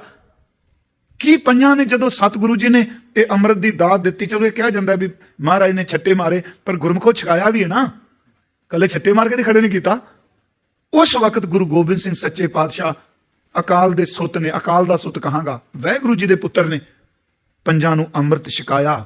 ਪੰਜਾਂ ਦੇ ਨੇਤਰਾਂ 'ਚ, ਪੰਜਾਂ ਦੇ ਸੀਸ 'ਚ ਅੰਮ੍ਰਿਤ ਛਕਾ ਕੇ ਨਾ 6ਵੇਂ ਜਿਹਨੇ ਛਕਿਆ ਗੁਰੂ ਗੋਬਿੰਦ ਸਿੰਘ ਸਨ। 6ਵਾਂ ਕੌਣ ਸੀ ਜਿਹਨੇ ਛਕਿਆ? ਵਾਹਿਗੁਰੂ ਜੀ ਨੂੰ ਫਿਰ ਸਮਝਿਓ। ਹੁਣ ਕਈ ਇਹ ਵੀ ਕਹਿੰਦੇ ਆ ਜੀ ਮੈਂ ਨਾਂ ਨਹੀਂ ਲੈਣਾ, ਚਲੋ ਨਹੀਂ ਜੀ ਇਹ ਨਹੀਂ ਹੋ ਸਕਦਾ ਜੀ। ਗੁਰੂ ਸਾਹਿਬ ਜਿਵੇਂ ਗੁਰੂ ਨਾਨਕ ਸਾਹਿਬ ਨੇ ਪਹਿਲਾਂ ਭਾਈ ਲਹਿਣਾ ਜੀ ਮੱਥਾ ਟੇਕਦੇ ਰਹੇ, 7 ਸਾਲ ਉਹ ਮੱਥਾ ਟੇਕਦੇ ਰਹੇ, ਤੇ ਜਿਸ ਦਿਨ ਗੱਦੀ ਦਿੱਤੀ ਉਸ ਦਿਨ ਗੁਰੂ ਨਾਨਕ ਸਾਹਿਬ ਨੇ ਮੱਥਾ ਟੇਕ ਦਿੱਤਾ। महाराज जी ने जी अमृत की दात दी। 6वें आप सतगुरु बीर आसन च बह गए। बीर आसन च बैठ के कहते आ पंजो प्यारिओ मैनू अमृत की दात दो। ठीक है, कविता वालियां ने बहुत कुछ कहा, मैं कभी कहा सी क्यों ना क्या अमृत तां देना जी, पहला तुसीं दसो की दोगे, है ना। कथा च भी सुनाने सारे सी। मैं तो सीस दिता, महाराज ने कहा मैं सरबंस दे देंगा। गुरमुखो उस वक्त केड़ी खेड वापरी होगी जदों गुरु गोबिंद सिंह जी ने क्या होगा मैनू पंजो अमृत दिओ। उन्होंने आर्गूमेंट करना भी थानू की देगा। उन्होंने नेत्रां चों नीर निकलिया होगा ते क्या होगा, ऐसी लाल तुझ बिन कौन करे, गरीब निवाज गुसैया मेरा माथे छतर तरे, जाकी चोट जगत को लागे तां पर तू ही टरे, नीचे ऊंच करे मेरा गोबिंद काहू तेरा डरे। क्यों 6वें गुरु साहब ने अमृत छकिया। उंज इत्थे भाई साहब ने लिखिया संतोख सिंह महाराज कहंदे तुसीं झिझको ना, मैनू अमृत दिओ। क्यों, ये मेरी बेनती ध्यान नाल सुनियो। वैसाखी नू गुरु गोबिंद सिंह जी ने ਉਹ ਦਾਤ ਦੇ ਦਿੱਤੀ ਜਿਹੜਾ ਕੋਈ ਪੈਗੰਬਰ ਆਪਣੀ ਉਮਤ ਨੂੰ ਨਹੀਂ ਦੇ ਸਕਿਆ। ਇਸ ਨੂੰ ਫਿਰ ਧਿਆਨ ਨਾਲ, ਕਿਹੜੀ ਦਾਤ? ਇੱਕ ਤਾਂ ਸਰਵ ਵਿਆਪਕ ਕਰ ਦਿੱਤੇ ਪੰਜ ਪਿਆਰੇ। ਜੇ ਗੁਰੂ ਸਾਹਿਬ ਚਰਨ ਪੌਲ ਦਿੰਦੇ ਨੇ, ਗੁਰੂ ਗੋਬਿੰਦ ਸਿੰਘ ਕੱਲੇ ਨੇ, ਵੈਗੁਰੂ ਸਰੀਰਕ ਤੌਰ ਤੇ ਕਹਿ ਰਿਹਾ। ਉਂਝ ਗੁਰੂ ਸ਼ਬਦ ਹੁੰਦਾ, ਗੁਰੂ ਤਾਂ ਸਰੀਰ ਤੋਂ 1708 ਤੋਂ ਬਾਅਦ ਕਿਹੜੇ ਗੁਰੂ ਗੋਬਿੰਦ ਸਿੰਘ ਦੇ ਤੁਰ ਗਏ ਹੋਏ। ਪਰ ਉਸ ਵਕਤ ਜਿਹੜੀ ਇੱਕ ਥਾਂ ਤੇ ਖੇਡ ਵਾਪਰਦੀ ਸੀ ਉਹਨੂੰ ਸਰਵ ਵਿਆਪਕ ਕਰ ਦਿੱਤਾ। ਪੰਜਾਂ ਨੂੰ ਅੰਮ੍ਰਿਤ ਦੇ ਕੇ ਆਪ ਲਿਆ ਤੇ ਨਾਲ ਕਿਹਾ ਖਾਲਸਾ ਜੀ, ਖਾਲਸਾ ਗੁਰੂ, ਗੁਰੂ ਖਾਲਸਾ ਕਰੂ ਮੈਂ ਅਬ। ਕਹਿੰਦੇ ਅੱਜ ਤੱਕ ਗੁਰੂ ਵੱਖਰਾ, ਅੱਜ ਮੈਂ ਖਾਲਸੇ ਨੂੰ ਗੁਰੂ, ਤੇ ਜਦੋਂ ਮੈਂ ਅੰਮ੍ਰਿਤ ਛਕਣ ਲੱਗਾ ਖਾਲਸਾ ਜੀ ਮੈਂ ਚੇਲਾ ਬਣ ਲੱਗਾ ਵਾਂ। ਫਿਰ ਸੁਣਿਓ, ਖਾਲਸਾ ਗੁਰੂ, ਗੁਰੂ ਖਾਲਸਾ ਕਰੂ ਮੈਂ ਅਬ। ਖਾਲਸਾ ਗੁਰੂ ਬਣ ਗਿਆ, ਗੁਰੂ ਖਾਲਸਾ ਬਣ ਲੱਗਾ। ਜੈਸੇ ਗੁਰੂ ਨਾਨਕ ਜੀ ਅੰਗਦ ਕੋ ਕੀਨਿਓ। ਜਿਹੜਾ ਅੱਜ ਕਹਿੰਦੇ ਆ ਜੀ ਅਸੀਂ ਬਿਲਕੁਲ ਅੰਦਰ ਦੀ ਸਫਾਈ ਹੈ ਜੀ, ਅਸੀਂ ਮਾੜਾ ਨਹੀਂ ਸੋਚਦੇ, ਅਸੀਂ ਬੁਰਾ ਨਹੀਂ ਬੋਲਦੇ, ਐਵੇਂ ਝੂਠ ਨਾ ਬੋਲੀ, ਜੋ ਭੱਜਣ ਦੇ ਰਸਤੇ ਨੇ। ਅੰਮ੍ਰਿਤ ਵਿਧੀ ਵਿਧਾਨ ਨੇ ਆਤਮਾ ਨੂੰ ਪਰਮਾਤਮਾ ਤੱਕ ਲਿਜਾਣ ਦੇ ਲਈ। ਗੁਰੂ ਗੋਬਿੰਦ ਸਿੰਘ ਜੀ ਨੇ ਦਾਤ ਦਿੱਤੀ, ਖਾਲਸਾ ਗੁਰੂ, ਗੁਰੂ ਖਾਲਸਾ ਕਰੂ ਮੈਂ ਅਬ। ਜੈਸੇ ਗੁਰੂ ਨਾਨਕ ਜੀ ਅੰਗਦ ਕੋ ਕੀਨਿਓ, ਸੰਕ ਨਾ ਕਰੀਜੈ ਸਾਵਧਾਨ ਹੋਏ ਦੀਜੈ। ਅਜ ਅਬ ਅੰਮ੍ਰਿਤ ਛਕਾਓ ਜੈਸੇ ਤੁਮ ਲੀਨਿਓ, ਕਾਲ ਹੂੰ ਕਿ ਕਾਲ ਅਸਕੇਤ ਹੈ ਅਕਾਲ ਪ੍ਰਭੂ। ਸੁਣਿਓ, ਕਹਿੰਦੇ ਜਿਹੜਾ ਕਾਲ ਦਾ ਕਾਲ, ਅਸਕੇਤ ਦਾ ਅਰਥ ਜਿਹਨੇ ਹੱਥ 'ਚ ਕਿਰਪਾਨ ਪਕੜੀਏ। काल हूं के काल असकेत है अकाल प्रभु, दीर्घ कृपाल यो खाकम हुक्म हमें देनियो। मैनू वाहिगुरू जी ने हुक्म दिता करो पूरा। गुरमुखो 6वें गुरु गोबिंद सिंह ने अमृत छकिया। सरदार कपूर सिंह इत्थे लिखदे आ, क्योंकि मैं किसी दी ख्याल देन लग्या ना नहीं लुकाना चाहता। वो कहंदे आ खालसा जी, गुरु गोबिंद सिंह जी ने अमृत की दात लैके ये नहीं कहा भी खालसा मैं तेरा हाकम हाँ। उन्हें अमृत छक के क्या खालसा मैं तेरे विच जज्ब हो गया वां। जज्बदार समझ गया ना जी, मैं तेरे च मिल गया हाँ, मैं तेरा वखरा हाकम नहीं। यही कारण जदों खालसा साजिया नहीं क्या गोबिंद सिंह जी का खालसा ते गोबिंद सिंह जी की फतेह, कह लगे मैं तेरे नाल खालसा बन गया। हुण वाहिगुरू जी का खालसा, वाहिगुरू जी की फतेह। खालसा वाहिगुरू जी का। सतगुरु के प्यारिओ, दुख नाल कहना पैंदा, हुण खालसा शब्द भी एक जात बरादरी बन के रह गया। इस तरह तुहानूं पता, मैं गल नहीं करनी क्योंकि चिणगां ने अग मचांदियां ने। खालसा कौन है? जिथे आपां पिछों चले आए हैं, पहली गल याद रखो, खालसा खुद गुरु गोबिंद सिंह है। मैं अज गल कर रहा था, एक शायद सेंट पाल नूं किहड़े किसे पुछया किन्ने होए आ, असाइयां दी गिनती किन्नी है? उन्हें हस के क्या इक्को ही होया सी, बस सूली चढ़ गया। खालसा शब्द कहना सौखा है प्यारिओ। सब तो पहला याद रखियो गुरु गोबिंद सिंह साहिब आप खालसा ने। मैं तुहानू लफ्ज क्या गुरु खालसा, खालसा गुरु। हुण कहांगे जी गुरु, हाँ गुरु ग्रंथ साहिब कहने गुरु चेला, चेला गुर कहा गुरु ग्रंथ साहिब ने। हजूर सच्चे पातशाह ने अमृत की दात दे के फिर जिहड़ी पहली गल कही, हुण इत्थे बेनती है मर्यादा ते सी। 5 ककार दिते, अगे हुण आपां चली चलांगे ना। 5 ककार दिते, ये भी कल नूं अर्ज करांगा। महाराज जी ने गल कही, खालसा आ तेरा विधि विधान है। खालसे विधि विधान च की सी? जागत जोत जपै निसबासुर। अज मैं पढ़ जाना, अर्थ आपां कल नूं के कर लांगे। जगदी कोई जोत परमात्मा नूं जपे। जागत जोत जपै निसबासुर, एक बिना मन नैक ना ने। एक तो बिना किसी दूजे नूं मन च ना लियावे। पूर्ण प्रेम प्रतीत सजै व्रत गोर मड़ी, मठ भूल ना माने। तीर्थ दान दया तब संयम, एक बिना न एक पछाने। फिर खालसा जी बनेगा खालसा। पूर्ण जोत जगह घट में, तब खालस ताहें निखालस जाने। ये सतगुरां ने खालसा बनाया। अगे साडे फिर रहतनामे ने, वो मैं कल नूं अर्ज करांगा रहतनामिਆਂ बारे, तनखाहनामे बारे। आप जी का बहुत बहुत धन्नवाद जी। आओ ਥੋੜਾ ਬੋਲਣਾ ਚਾਹ ਰਿਹਾ